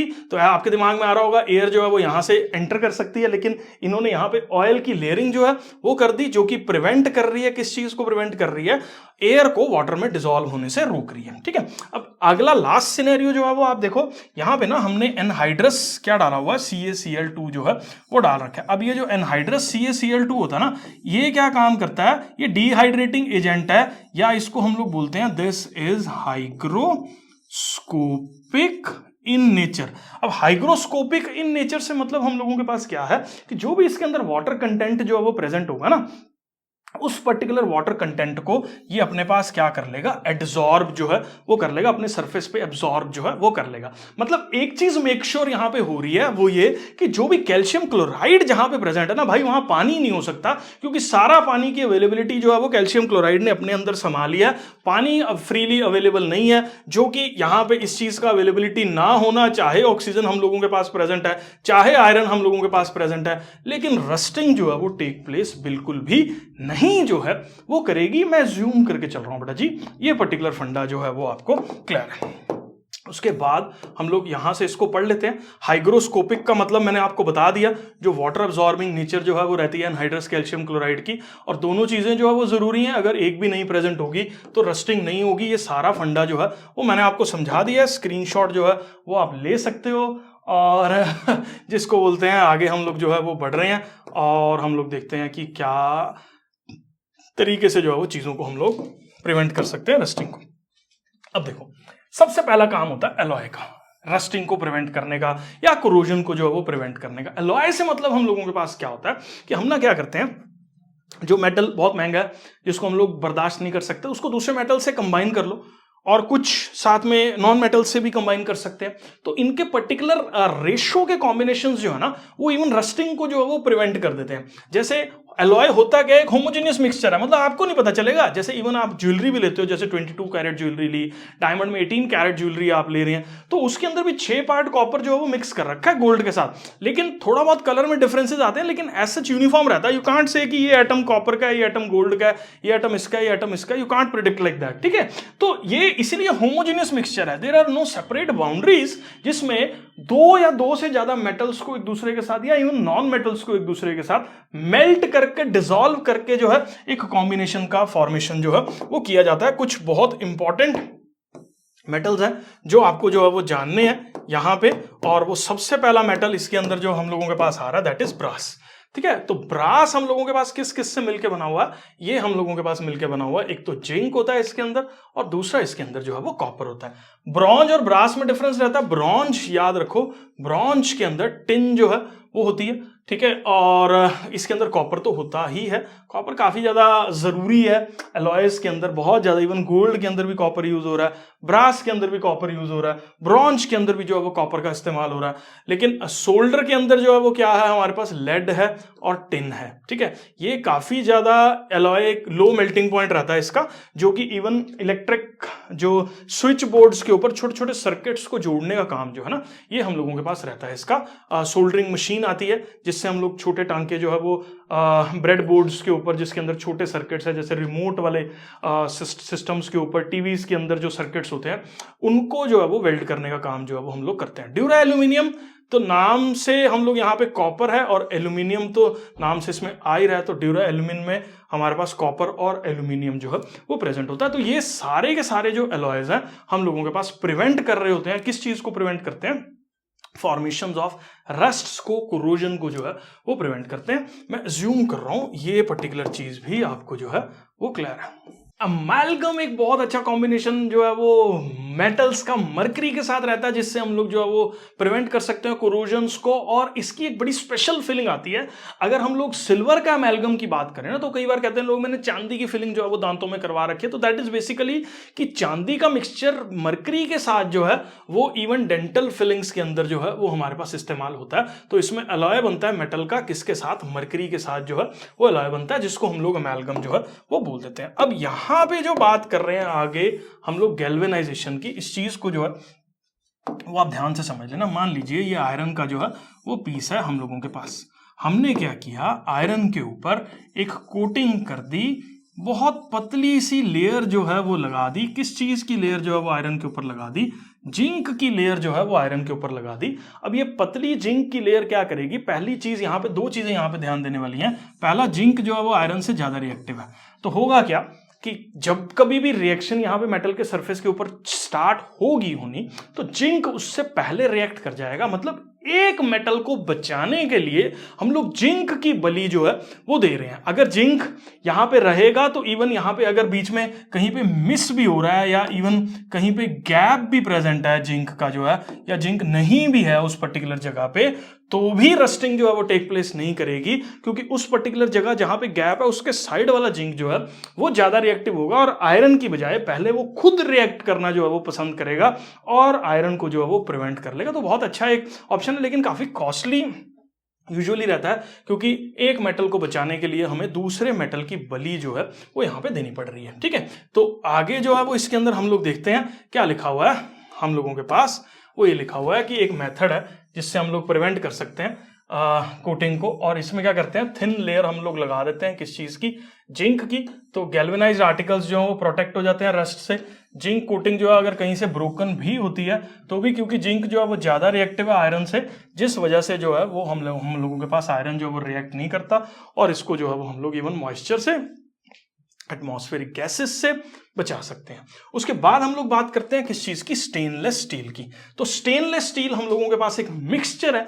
किस चीज का मिक्सचर है, निकल, क्रोमियम, कार्बन का, और आयरन तो उसके अंदर है ही है। तो आयरन के साथ साथ देखो, आयरन में रस्टिंग की सबसे बड़ी दिक्कत जो है वो रहती है, लेकिन अगर जैसे दूध वाले डोलू अगर तुम लोग देख लो, वो यूजुअली स्टेनलेस स्टील से बने होते हैं। एज सच रस्ट जो है वो नहीं करते हैं, बहुत ज्यादा लंबे समय तक जो है वो प्रिवेंट कर देता है रस्टिंग का, क्योंकि निकल और क्रोमियम और कार्बन का जो कॉम्बिनेशन है एक सर्टेन रेशो के अंदर उस जगह पे जो है वो प्रेजेंट होता है। कार्बन का कॉम्बिनेशन 0.05% तक, जो उसको बहुत हार्ड बना रहा है, स्ट्रॉन्ग बना रहा है, और रस्टिंग जो है वो टेक प्लेस नहीं कर रही है। तो these are the ways in which corrosion can be prevented. ठीक है, मैं जूम कर रहा हूं बेटा जी, ये रस्टिंग का, कोरोजन, गैल्वेनाइजेशन, अमेल्गम, ये सारा कॉन्सेप्ट जो है वो आपको क्लियर है। मेटल्स एंड नॉन मेटल्स का जो मेटलर्जी वाला सेक्शन जो है वो हम लोग देखने वाले हैं, बहुत ज्यादा इंपॉर्टेंट है, और मुझे लगता है आज तक की केमिस्ट्री की सबसे बड़ी रिसर्च जो अभी तक प्रैक्टिकली हम लोगों ने एग्जीक्यूट की है वो यही है कि कैसे अर्थ की क्रस्ट के अंदर से जो है वो मेटल्स को निकाला जाता है। और इंडिया भी इसके अंदर जो है वो पीछे नहीं रहा, बहुत सालों तक जो है वो बहुत लीडिंग मेटल्स जो है वो यहीं पे सबसे अच्छी और फाइन क्वालिटी के जो है वो मिलते थे। एक्सट्रैक्शन प्रोसेसेस के अंदर हमारा इतिहास भी जो है वो बहुत बड़ा रहा है, चाहे वो गोल्ड ले लो, सिल्वर ले लो, जिंक ले लो, बहुत सारे ऐसे एलिमेंट्स जो थे वो पुराने टाइम में थे, जिसमें इंडिया जो था वो one of the lead exporters के अंदर जो है वो वर्ल्ड में गिना जाता था। सोने की चिड़िया जो है वो हम लोगों को बोला जाता था। तो कैसे जो है वो हम लोग, क्योंकि देखो मेटल बहुत ज्यादा रिएक्टिव है, अर्थ के अंदर जब भी वो प्रेजेंट है वो किसी ना किसी फॉर्म में प्रेजेंट है।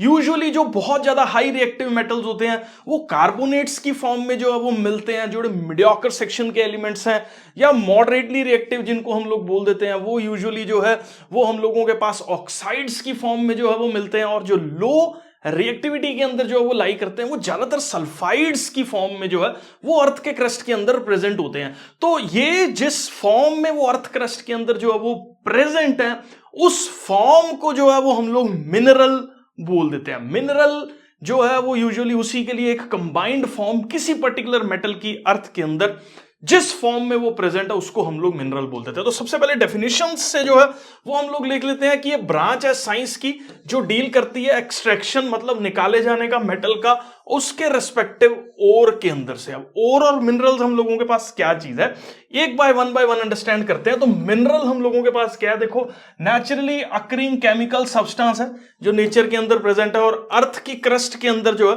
वो जिस फॉर्म में प्रेजेंट है जिसको हम लोग जो है वो माइनिंग से बाहर निकाल रहे हैं। और ये it is a form in which metals occur in the earth crust. It also contains lot of impurities along with the metal. इसके अंदर बहुत सारी इंप्योरिटीज भी ऑब्वियसली प्रेजेंट होंगी क्योंकि नेचर जो है वो किसी भी चीज को एकदम रिफाइंड फॉर्म में नहीं रखेगी। ऑब्वियसली थोड़ा एफर्ट लगाना पड़ेगा उसके अंदर से चीजों को एक्सट्रैक्ट करने के लिए, ठीक है। उसके बाद हम लोग जो है वो अंडरस्टैंड करते हैं कि ओर जो है वो हम लोगों के पास क्या है और ये कैसे डिफरेंट है मिनरल से। ओर्स बेसिकली देखो हर एक मिनरल के अंदर से मेटल को एक्सट्रैक्ट करना is not a profitable thing. हो सकता है कोई ऐसा प्रोसेस अवेलेबल हो जिससे हम लोग जो है वो इतना खर्चा करके मेटल को निकाल रहे हैं और जिस वैल्यू का मेटल हमारे पास बाहर एक्सट्रैक्ट होके निकल रहा है that particular value of the metal is very low. तो उस प्रोसेस का फायदा ही नहीं है कोई भी, क्योंकि जो अपने को सामान इतना एफर्ट इतना पैसा इतना मैन पावर लगाने के बाद जो हम लोगों को सामान निकल रहा है वो मान लो 100 रुपए का और उस पर एफर्ट लगा के हम लोग 200 लगा रहे हैं तो उसका कोई भी बेनिफिट नहीं होगा। हम लोगों के लिए वही चीज बेनिफिशियल है जो अपने को जो है वो प्रॉफिट दे। ऑब्वियसली इंडस्ट्रीज तभी वर्कआउट करेंगी, तभी मशीनरी डेवलप होगी, तभी मैन पावर आके काम करेगी अगर वो सारी चीजें जो है वो हम लोगों के पास क्या रहेंगी, प्रॉफिटेबल जो है वो रहेंगी। तो उन मिनरल्स के अंदर से मेटल्स को एक्सट्रैक्ट किया जाता है जहां से वो प्रॉफिटेबली निकाले जा सके। तो उन स्पेसिफिक मिनरल्स का जो है वो अलग कैटेगराइज हम लोग जो है वो कर देते हैं जिसको हम लोग ओर बोल देते हैं। ओर बेसिकली मिनरल ही है लेकिन इसके अंदर से मेटल को प्रॉफिटेबली एक्सट्रैक्ट जो है वो किया जाता है, ठीक है। उसके बाद हम लोग जो है वो गैंग की बात करते हैं। तो गैंग बेसिकली हम लोगों के पास क्या है, ये ओर है। और जो है अर्थ के अंदर उसके अंदर बहुत सारी अनडिजायर्ड मटेरियल और इंप्योरिटीज जो है वो प्रेजेंट होती हैं जिसको हम लोग जो है वो गैंग बोल देते हैं। तो गैंग बेसिकली क्या है, कंबाइंड स्टेट है मेटल की और बहुत सारा आलतू फालतू कबाड़ कूड़ा करकट जो भी मेटल के साथ सराउंडेड लगा हुआ है उसको हम लोग जो है वो गैंग बोल देते हैं। मैं जूम करके चल रहा हूं बेटा जी, ये क्लियर है। उसके बाद धीरे धीरे हम लोग जो है वो आगे बढ़ते हैं। बहुत सारे फेमस ओर्स हम लोगों के पास जो है वो यहां पे हैं। तो एल्यूमिनियम जिस ओर से एक्सट्रैक्ट किया जाता है उसका नाम है हम लोगों के पास बॉक्साइट। बॉक्साइट का यूजुअली ये एक फॉर्मूला मॉलिक्यूलर फॉर्मूला कॉम्बिनेशन जो है वो रहता है Al2O3.2H2O की फॉर्म्स में जो है ये हम लोगों के पास प्रेजेंट होता है। आयरन का जो ओर है जिसके अंदर से आयरन को एक्सट्रैक्ट किया जा रहा है दैट इज हेमेटाइट, ठीक है। हेमेटाइट का फॉर्मूला Fe2O3 है। ये यूजुअली मीडियोकर सेक्शन के एलिमेंट्स हैं, मॉडरेटली रिएक्टिव एलिमेंट्स हैं, ज्यादातर ऑक्साइड्स की फॉर्म में ही देखने को मिलते हैं। जिंक जो है वो हम लोगों के पास जिंक ब्लेंड और जिंक कार्बोनेट, जिंक ब्लेंड को जिंक ZnS बोल देते हैं और कैलामाइन जो है वो जिंक कार्बोनेट वाली फॉर्म है। सिनेवार बहुत इंपॉर्टेंट क्वेश्चन है बोर्ड्स पॉइंट ऑफ व्यू से कि कौन सा मेटल जो है उसके ओर का नाम सिनेवार होता है और सिनेवार ओर से कौन सा मेटल एक्सट्रैक्ट किया जाता है। कई बार बोर्ड प्रोस्पेक्टिव से बहुत इंपॉर्टेंट क्वेश्चन जो है ये पूछा जा चुका है। सिनेवार जो है वो हम लोगों के पास HgS जो है वो रहता है, ठीक है। उसके बाद कॉपर जो है वो हम लोगों के पास कॉपर पायराइट्स जो है CuFeS2 पायराइट ये सल्फाइड है, आयरन का सल्फाइड है हम लोगों के पास यहाँ पे।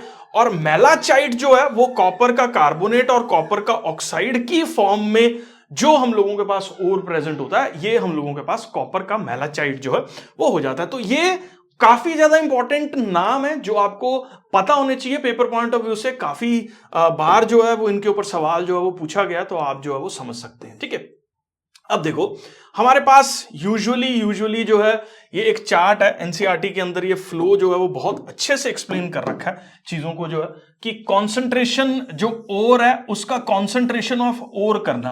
कंसंट्रेशन ऑफ ओर से मतलब क्या है, उसके अंदर जो भी गैंग प्रेजेंट है जो भी हार्मफुल चीजें प्रेजेंट है उसको अलग करके सिर्फ और सिर्फ ओर सेग्रीगेट कर लेना। अर्थ क्रस्ट के अंदर से सिर्फ ओर ही बची हो, बाकी आलतू फालतू सारा कबाड़ जो है वो साइड पे कर देना। उस प्रोसेस का नाम जो है वो हम लोग जो है उसको क्या बोल देते हैं, कॉन्सेंट्रेशन जो है वो बोल देते हैं। अब यहां पे हम लोगों के पास तीन तरह का कॉन्सेंट्रेशन जो है वो अवेलेबल है, 3 डिफरेंट टाइप्स का।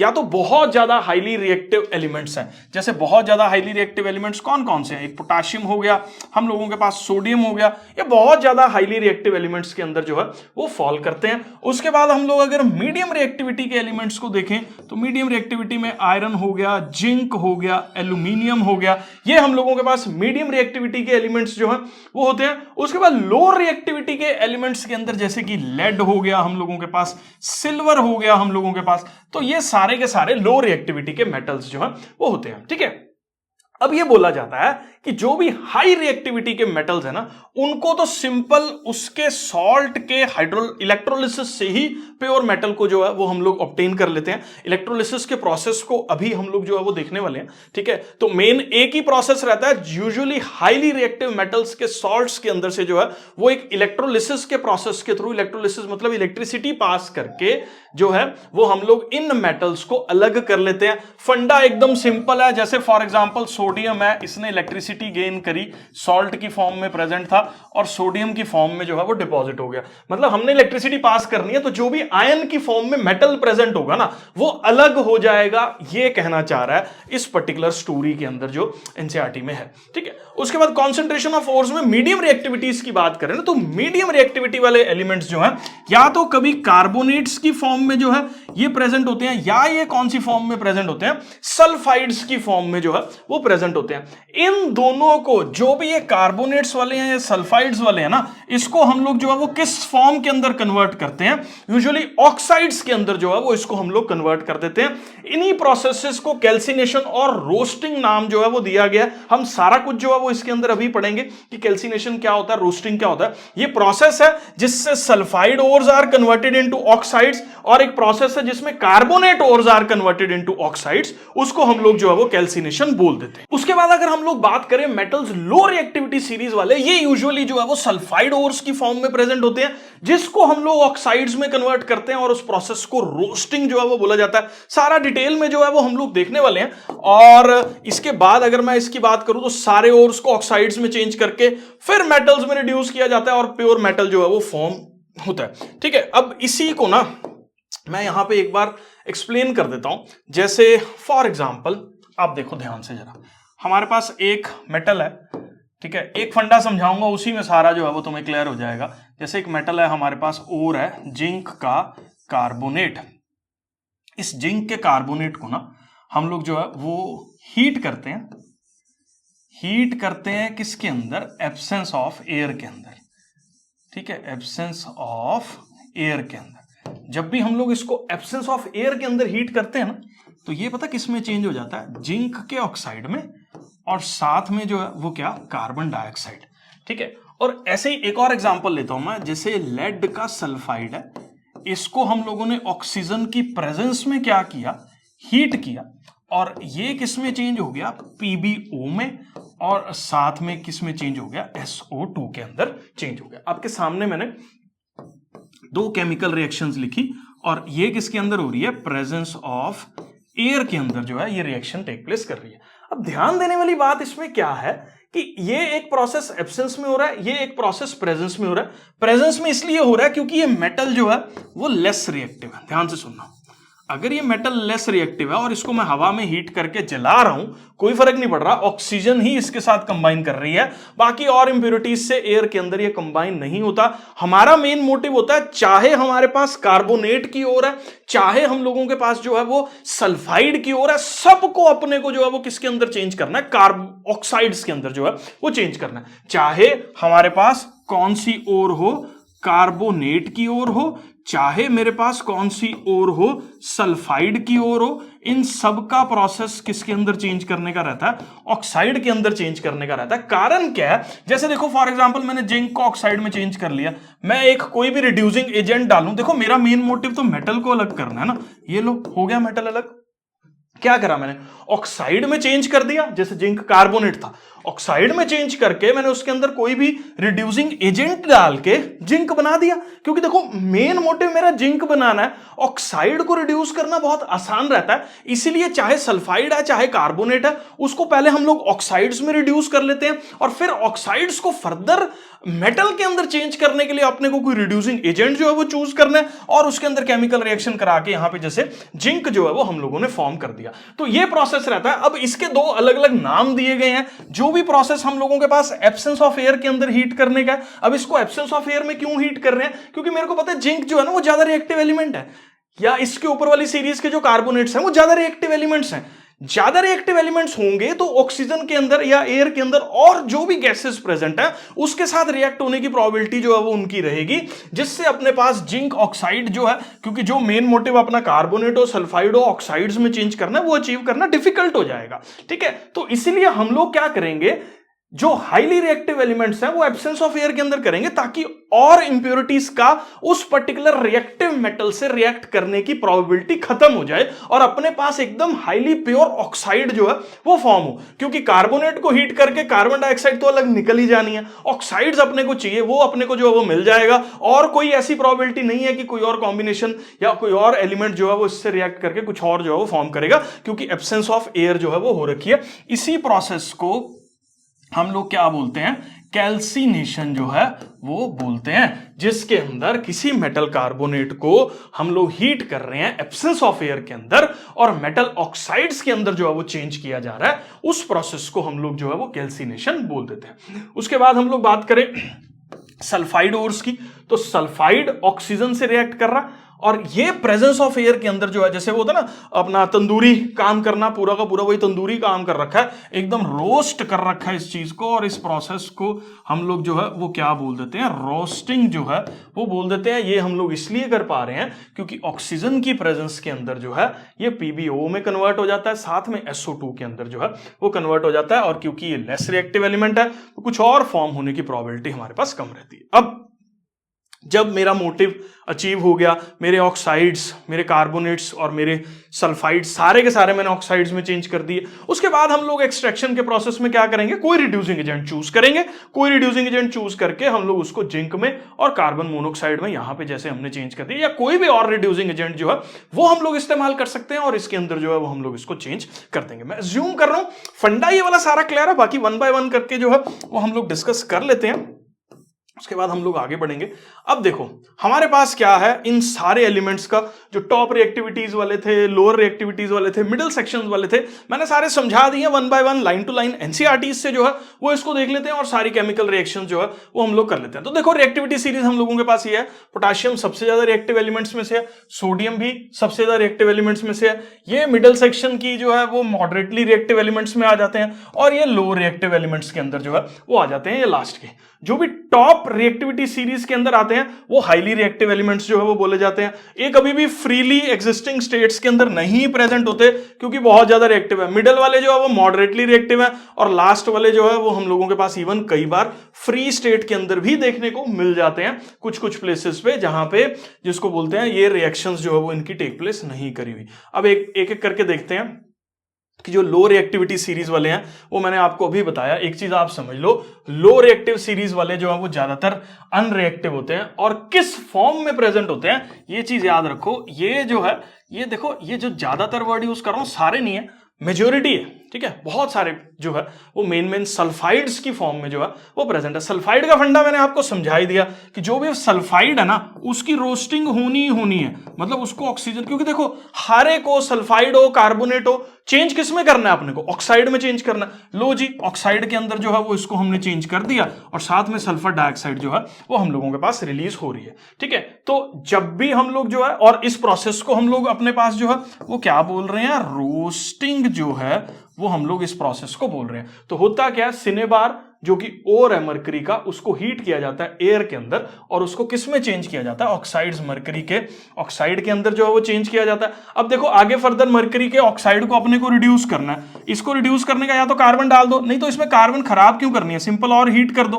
हीट करोगे तो ये Hg अलग हो जाएगा और ऑक्सीजन जो है वो हमारे पास अलग हो जाएगी, जैसे कि ये पर्टिकुलर केमिकल रिएक्शंस इसकी जो है वो दे रखी है। तो जो लो रिएक्टिविटी सीरीज के एलिमेंट्स हैं वो सल्फाइड्स की फॉर्म में प्रेजेंट है। सल्फाइड को पहले ऑक्साइड्स में चेंज करना है, सल्फाइड को ऑक्साइड्स में चेंज करने के लिए रोस्टिंग का इस्तेमाल करेंगे, प्रेजेंस ऑफ ऑक्सीजन में जो है वो हम लोग करेंगे, और ऑक्साइड जो बनेगा उसमें रिड्यूसिंग एजेंट डाल के जो है वो मेटल में चेंज करना है। अब यहां पे रिड्यूसिंग एजेंट की जरूरत नहीं है क्योंकि सिंपल हीटिंग से ही काम चल रहा है मेरा, मैं क्यों पैसे खराब करूं, क्यों कार्बन डाल के इसमें वेस्ट करूं, मैं सिंपल अपना हीटिंग पे जो है वो खर्चा लगाऊंगा और HgO को जो है वो मरकरी और ऑक्सीजन के अंदर जो है वो कन्वर्ट कर दूंगा। This is the story of low reactive elements. आप स्क्रीनशॉट जो है वो ले लिया होगा। आगे बढ़ रहे हैं हम लोग, इसके बाद देखते हैं, इसके बाद हम लोगों के पास जो है वो एक और बहुत ज्यादा important reaction paper point of view से जो आपको समझनी है, that is self reduction of copper. Self reduction का मतलब क्या है, देखो कॉपर जो है यहां पे क्योंकि लो रिएक्टिव एलिमेंट है सल्फाइड्स की फॉर्म में प्रेजेंट होता है। हम क्या करते हैं, सबसे पहले सल्फाइड है तो आंख बंद करके इसकी रोस्टिंग करो, ठीक है, क्योंकि रोस्टिंग तो करनी ही है, ठीक है। रोस्टिंग करेंगे तो ये किस में चेंज होगा, कॉपर के ऑक्साइड में चेंज होगा और साथ में किसके अंदर चेंज होगा, सल्फर डाइऑक्साइड के अंदर जो है वो चेंज होगा। अब ये बन गया हमारे पास। अब अपने को ना प्रॉब्लम क्या होती है, इसको रिड्यूस करना है, लेकिन इसको रिड्यूस करने के लिए ना एक और बड़ी खासियत देखी गई, वो क्या कि इसको रिड्यूस करने के लिए ना कॉपर जो ऑक्साइड बना है ना उसके अंदर यही डाल दो दोबारा से Cu2S। ये बड़ा खतरनाक रिड्यूसिंग एजेंट का काम कर रहा है। ये बाहर से रिड्यूसिंग एजेंट मंगवाने की बजाय यही रिड्यूसिंग एजेंट की फॉर्म में जो है वो इसके अंदर इस्तेमाल करो ना, तो ये देखो ऑक्साइड तो हमने बनाना ही है, उसके बाद अपने को रिड्यूसिंग एजेंट चाहिए। रिड्यूसिंग एजेंट कार्बन डाल रहे थे, अब यहां पे कॉपर का सल्फाइड ही डाल दो अगर रिड्यूसिंग एजेंट, तो कॉपर बेटा जी हम लोगों के पास अलग हो जाएगा और सल्फर डाइऑक्साइड जो है वो अपने पास अलग हो जाएगी। तो ये एक सेल्फ रिडक्शन हो रही है, मतलब जहां पे अपने को एक्सटर्नली किसी और रिड्यूसिंग एजेंट पे डिपेंड नहीं करना पड़ रहा, जो सल्फाइड को मैंने ऑक्साइड्स में चेंज किया है उसको फर्दर रिड्यूस करने के लिए हम लोगों के पास कॉपर का ये जो पायराइड, ये सल्फाइड है, यही बहुत है, यही उसको ऑक्साइड को जो है वो रिड्यूस करके हम लोगों के पास जो है वो कॉपर अलग कर देगा और सल्फर डाइऑक्साइड जो है वो अलग कर देगा। और यहां पे आपको क्या ध्यान देना है, 6 कॉपर, देखो रिएक्शन बैलेंस्ड करके आप जो है वो यहां पे लिखी हुई है, बैलेंस्ड फॉर्म में ही आपको जो है वो याद करनी है। पेपर में ये काफी इंपॉर्टेंट क्वेश्चन है कि सेल्फ रिडक्शन ऑफ कॉपर की जो है वो केमिकल रिएक्शंस आप लिखो, ठीक है, तो आप ये केमिकल रिएक्शंस बैलेंस्ड फॉर्म में जो है वो लिख सकते हो। मैं जूम करके चल रहा हूं, सेल्फ रिडक्शन ऑफ कॉपर जो है वो आपको क्लियर है। उसके बाद हम लोग आ जाते हैं मिडल रिएक्टिविटी सीरीज के अंदर, जो बीच वाले एलिमेंट्स हैं हम लोगों के पास। तो मिडल मॉडरेटली रिएक्टिव एलिमेंट्स के अंदर जो है वो ये हम लोगों के पास देखने को मिल रहे हैं। दीज आर प्रेजेंट, या तो ये सल्फाइड्स की फॉर्म में भी प्रेजेंट हो सकते हैं, कार्बोनेट्स की फॉर्म में भी जो है वो प्रेजेंट हो सकते हैं, लेकिन अपने को इन सबको जो है वो किसके अंदर चेंज करना है, ऑक्साइड्स के अंदर जो है वो चेंज करना है, क्योंकि ऑक्साइड्स को रिड्यूस करना, यहां पे लिखा है इट इज ईजियर टू, मैंने अभी समझाया आपको, ऑक्साइड्स को रिड्यूस करना ज्यादा आसान है as compared to sulphides and carbonates. तो सल्फाइड्स और कार्बोनेट्स को अपने को किसके अंदर जो है वो चेंज कर देना, ऑक्साइड्स के अंदर जो है वो चेंज कर देना। अब रिडक्शन करने से पहले मेटल सल्फाइड्स को या कार्बोनेट्स को ऑक्साइड्स में चेंज करना जरूरी है, क्योंकि सल्फाइड ओर्स को ऑक्साइड्स में स्ट्रॉन्ग हीटिंग करते हैं प्रेजेंस ऑफ एयर के अंदर, जिस प्रोसेस को रोस्टिंग बोलते हैं, और दूसरे वाले प्रोसेस को जिसमें एब्सेंस ऑफ एयर के अंदर हीटिंग करते हैं, ये मैंने सारा समझा दिया, जिस प्रोसेस को हम लोग जो है वो क्या बोलते हैं, कैल्सिनेशन जो है वो बोलते हैं। अभी कैल्सिनेशन और रोस्टिंग आज की डेट में लिख लो, पेपर के अंदर सवाल आना ही आना है क्या चीज, ये चीज जो है वो हम लोग समझते हैं। देखो सबसे पहले ये प्रेजेंस के अंदर जो है वो हो रही है ऑक्सीजन की, होता क्या है, इसके अंदर जो कार्बोनेट का और है वो ऑक्साइड के अंदर जो है वो कन्वर्ट हो रहा है, और इसमें जो सल्फाइड है वो हम लोगों के पास ऑक्साइड में कन्वर्ट हो रहा है। ये प्रेजेंस में है, सॉरी ये प्रेजेंस में है, मैंने गलत बोल दिया, और ये जो है वो एब्सेंस में है, ठीक है, ये गलती से बोल दिया, अभी मैंने समझाया एकदम। कैल्सिनेशन जो है वो एब्सेंस या लिमिटेड सप्लाई के अंदर जो है वो हो रही है, कार्बोनेट को ऑक्साइड में चेंज कर रही है, ये सल्फाइड को ऑक्साइड में चेंज कर रही है, और प्रेजेंस ऑफ ऑक्सीजन के अंदर जो है वो टेक प्लेस कर रही है। अब इनके कुछ एग्जांपल्स हैं जो आपको ध्यान से जो है वो देखने हैं, वो ये कि ये जो कैल्सिनेशन है क्योंकि एक बंद कमरे के अंदर की जा रही है, क्लोज उसके अंदर की जा रही है, ये वॉलेटाइल इंप्योरिटीज को रिमूव नहीं करती। ऑब्वियसली वो बीच में ही रह जाएंगे ना, क्योंकि अगर हम लोग बर्तन खुला रखेंगे, हीट कर रहे हैं, तो उसके अंदर से जो भी वॉलेटाइल इंप्योरिटीज हैं, जो भी उड़ने वाली इंप्योरिटीज है, उसके अंदर से वेपर्स में कन्वर्ट होने वाली इंप्योरिटीज है, वो तो उड़ जाएंगी। किस में उड़ेंगी? लेकिन रोस्टिंग में उड़ेंगी। कैल्सिनेशन में नहीं उड़ सकती क्योंकि एब्सेंस है। एब्सेंस है तो मतलब बंद जो है वो कंटेनर के अंदर रिएक्शंस की जा रही हैं। अब कैसी रिएक्शंस होती हैं ये देख लो। कार्बोनेट है, कैल्शियम ऑक्साइड में चेंज हुआ, कार्बन डाइऑक्साइड में चेंज हुआ। यहाँ पे देखो सल्फाइड जो है वो बहुत सारी वॉलेटाइल इंप्योरिटीज को रिमूव कर देती है, और इसमें जैसे जिंक सल्फाइड है, जिंक ऑक्साइड और सल्फर डाइऑक्साइड के अंदर जो है वो चेंज हो रहा है। अब रोस्टिंग की केमिकल रिएक्शन एक और यहाँ पे लिख दी, सल्फाइड, ऑक्सीजन, जिंक ऑक्साइड और ये, और ऐसी कैल्सिनेशन की भी लिख दी कि कार्बोनेट्स को जो है वो हीट किया जा रहा है और बेसिकली किसके अंदर जो है वो चेंज किया जा रहा है, ऑक्साइड्स के अंदर जो है वो चेंज किया जा रहा है। उसके बाद हम लोग जो है वो देखते हैं कि जब हमारे पास सारा कुछ जो है वो ऑक्साइड्स के अंदर बदल गया, सारी स्टोरी समझा चुका हूं मैं, फिर अपने को एक ऐसा रिड्यूसिंग एजेंट जो है वो ढूंढना है जो इजीली इस पर्टिकुलर ऑक्साइड को जो है वो रिड्यूस कर सकता है। ये मेटल टू मेटल वेरी करता है, हर एक मेटल ऑक्साइड के हिसाब से जो है अलग रिड्यूसिंग एजेंट जो है वो चूज किया जाता है। इंडस्ट्रीज के अंदर एक कॉन्सेप्ट होता है एलिंगम डायग्राम्स का, ये किसी टाइम पे क्लास 12th में होता था, लेकिन अभी वहां से भी जो है वो रिमूव हो गया एक्सट्रैक्शन के प्रोसेसेस के अंदर। तो वहां पे हम लोग जो है उस डायग्राम के हिसाब से, उनकी एनर्जीज के हिसाब से, हीट रिक्वायरमेंट्स के हिसाब से सारा एक आइडिया लगाते थे कि कौन सा रिड्यूसिंग एजेंट बेस्ट रहेगा किस पर्टिकुलर एलिमेंट के ऑक्साइड को रिड्यूस करने के लिए। ठीक है, अब यहां पे समझने के लिए आपको इतना डिटेल में नहीं जाने की जरूरत है। आप सिंपली अपने दिमाग में इतना बिठा लो कि कार्बन डाला, जिंक और कार्बन मोनोऑक्साइड के अंदर जो है वो यहां पे हमारे पास चेंजेस जो है वो देखने को मिल रहे हैं। ठीक है, और कौन सा रिड्यूसिंग एजेंट है? कार्बन जैसे जिंक ऑक्साइड को रिड्यूस कर देता है। अब कार्बन के अलावा कई बार हम लोग जो है वो बहुत ज्यादा रिएक्टिव एलिमेंट्स को भी एज ए रिड्यूसिंग एजेंट की फॉर्म में इस्तेमाल करते हैं। जैसे फॉर एग्जांपल देखो हमारे पास अगर रिएक्टिविटी सीरीज देखो, पैसों का माल जीत ले, ठीक है, जो आयरन का ऑक्साइड है ना वो एल्यूमिनियम से, आयरन जो है वो एल्यूमिनियम से कम रिएक्टिव है। ठीक है, तो ये किसके अंदर जो है वो चेंज हो रहा है हमारे पास Al2O3 में और Fe में। ठीक है, एक बार देख लो ऊपर कौन लाई कर रहा है रिएक्टिविटी सीरीज में, पैसों का माल जिंक आयरन। ठीक है, एल्यूमिनियम ज्यादा रिएक्टिव होने की वजह से आयरन के ऑक्साइड से उसको हटा देगा। और जिन भी रिएक्शंस के अंदर metal as a reducing agent इस्तेमाल हो रहा है, देखो यहां पे आयरन के ऑक्साइड को रिड्यूस करने के लिए हम लोग एल्यूमिनियम की क्या कर रहे हैं, बलि दे रहे हैं। ठीक है, एल्यूमिनियम ऑक्साइड्स के साथ जुड़ जाता है और आयरन जो है वो हम लोगों के पास अलग हो जाता है।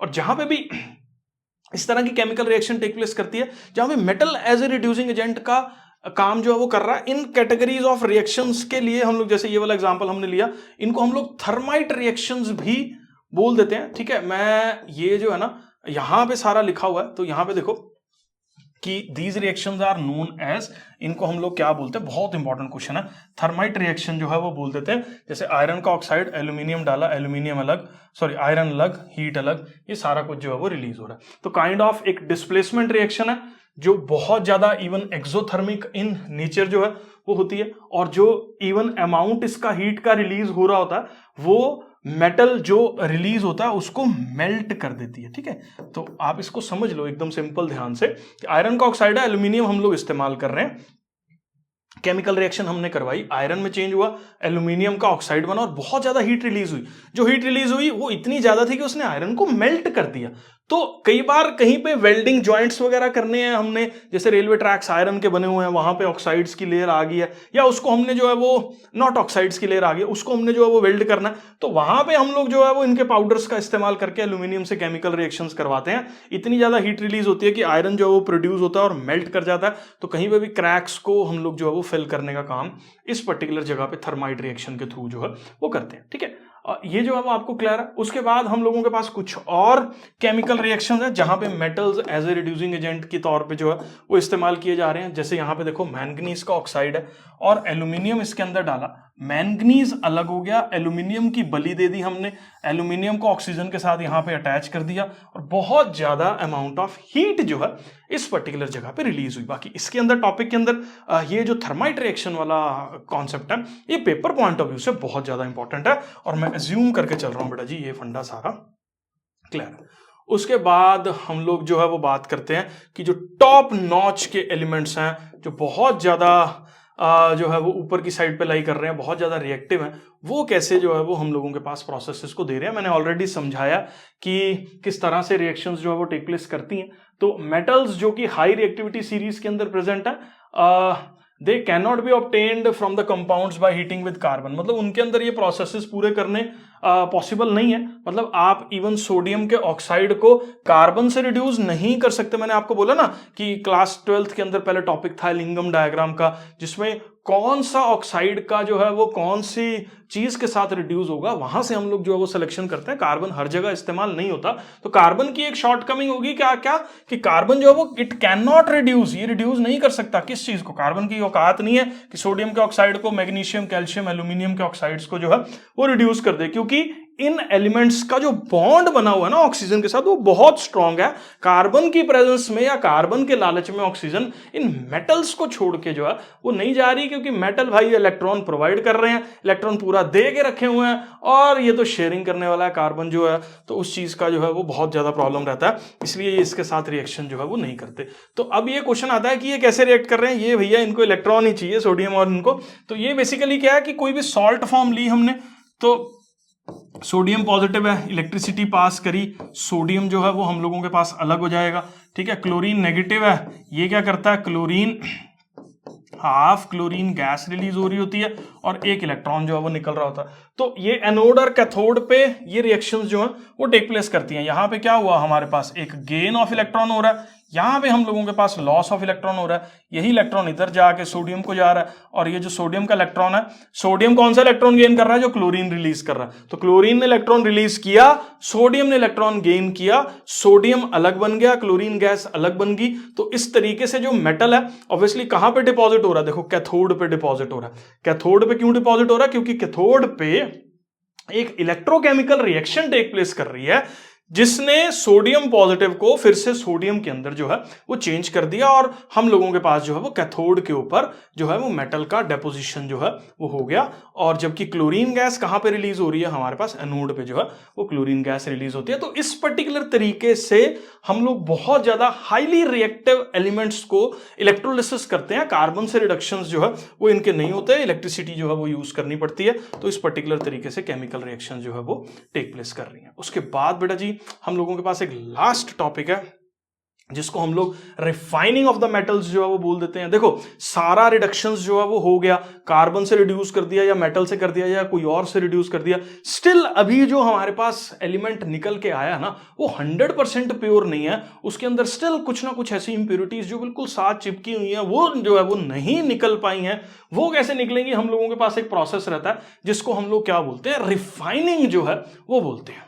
अब रिफाइनिंग में हम लोगों के पास जो है वो क्या इस्तेमाल कर रहे हैं, हमारे पास जो भी मेटल ऑब्टेन होके आया जो कि एक इम्प्योर मेटल है, उसको अपने को जो है वो क्लीन करना होता है। और इम्प्योर मेटल को यूजुअली हम लोग एनोड वाले पार्ट पे जो है वो अटैच कर देते हैं। ये सारी कहानी है, ठीक है। मैं अभी आपको जो है सारी सुना रहा हूं, एक डायग्राम से हम लोग जो है वो इसको समझेंगे। तो ये पर्टिकुलर इलेक्ट्रोलिटिक रिफाइनिंग का डायग्राम है हम लोगों के पास।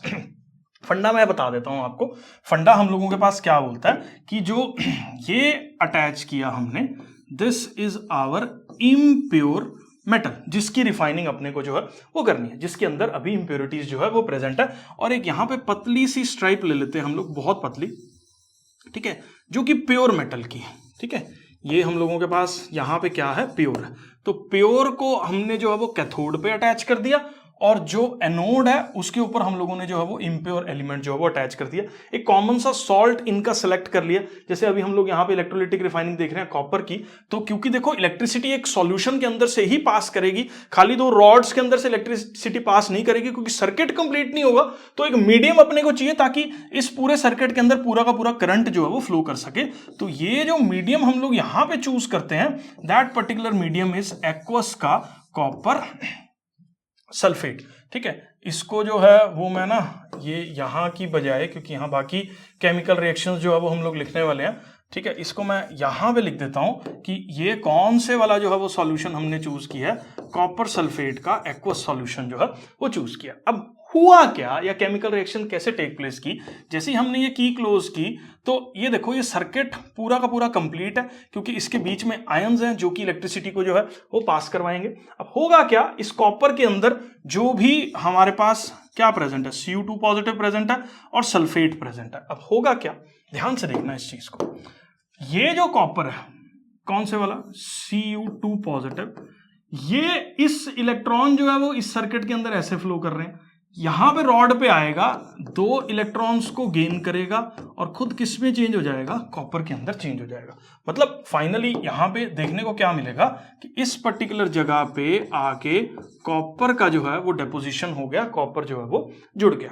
और जो कि ये इम्प्योर मेटल है, इसके अंदर क्या होगा, जिसके अंदर इंप्योरिटीज है, ये इम्प्योर मेटल के अंदर से कॉपर जो है वो प्योर मेटल ब्रेक करेगा और सॉल्यूशन में आता रहेगा। तो कंटिन्यूसली आयन की फॉर्म में ये मेटल यहां से आता रहेगा, यहां पे जो है वो ये इधर अट्रैक्ट होता रहेगा और यहां पे डेपोजिशन जो है वो इसकी होती रहेगी, और जितनी भी इसकी इंप्योरिटीज है वो यहां नीचे इकट्ठी होती रहेंगी, और जिसको हम लोग जो है वो क्या नाम दे देते हैं, एनोड मड जो है वो नाम दे देते हैं। ठीक है, तो बेसिकली आप इसको ऐसे समझो कि इस रॉड की बात करते हैं, ये रिएक्शन जो है वो टेक प्लेस कर रही है कहां पे, कैथोड पे टेक प्लेस कर रही है। ठीक है, एनोड की भी सारी स्टोरी मैं आपको समझा रहा हूं। एनोड पे देखो क्या हो रहा है, कॉपर था, कॉपर ने क्या किया, कॉपर 2 पॉजिटिव में चेंज हुआ और 2 इलेक्ट्रॉन जो है वो रिलीज किए। ठीक है, अब यही 2 इलेक्ट्रॉन्स कहां रिलीज हुए, यहां से 2 इलेक्ट्रॉन रिलीज हुए, यही 2 इलेक्ट्रॉन्स इस पर्टिकुलर सर्किट में फ्लो करके इधर पहुंचे। अब जैसे ये कॉपर जो है वो कॉपर 2 पॉजिटिव में चेंज हुआ तो ये यहां से टूट के किधर आ गया, इस पर्टिकुलर जगह पे आ गया। अब यहां पे 2 पॉजिटिव इधर आया तो इसको सडन अट्रैक्शन जो है वो कहां से मिली, क्योंकि यहां इलेक्ट्रॉन्स जो है वो उसको मिल रहे थे, और ये जो कॉपर 2 पॉजिटिव था ये यहां से इलेक्ट्रॉन गेन करके फिर किस में चेंज हो गया, कॉपर के अंदर जो है वो चेंज हो गया। तो ये टूटती रही रॉड जो है, इसके अंदर से कॉपर निकलता रहा और इस पर्टिकुलर जगह पे आके डेपोजिशन जो है वो होती रही। तो धीरे धीरे इस पर्टिकुलर रॉड का साइज जो है, मैं एक बार यहां बता देता हूं, तो धीरे धीरे ये पर्टिकुलर रॉड का साइज जो है वो पतला होता रहेगा, और ये पर्टिकुलर रॉड के ऊपर क्योंकि कॉपर जमा होता जा रहा है तो ये पर्टिकुलर रॉड जो है वो बड़े साइज की होती रहेगी। इसी प्रोसेस को इलेक्ट्रोलाइटिक रिफाइनिंग जो है वो बोल देते हैं। इवन ये इलेक्ट्रोप्लेटिंग का काम भी करने का जो है वो इसके अंदर रहता है। ठीक है, मान लो फॉर एग्जांपल यहां पे जो है वो आपने क्या रख दिया, सिल्वर ले लिया इस पर्टिकुलर जगह पे और इधर ले लिया गोल्ड। ठीक है, और आपको क्या करना है, सिल्वर के ऊपर गोल्ड की प्लेटिंग करनी है।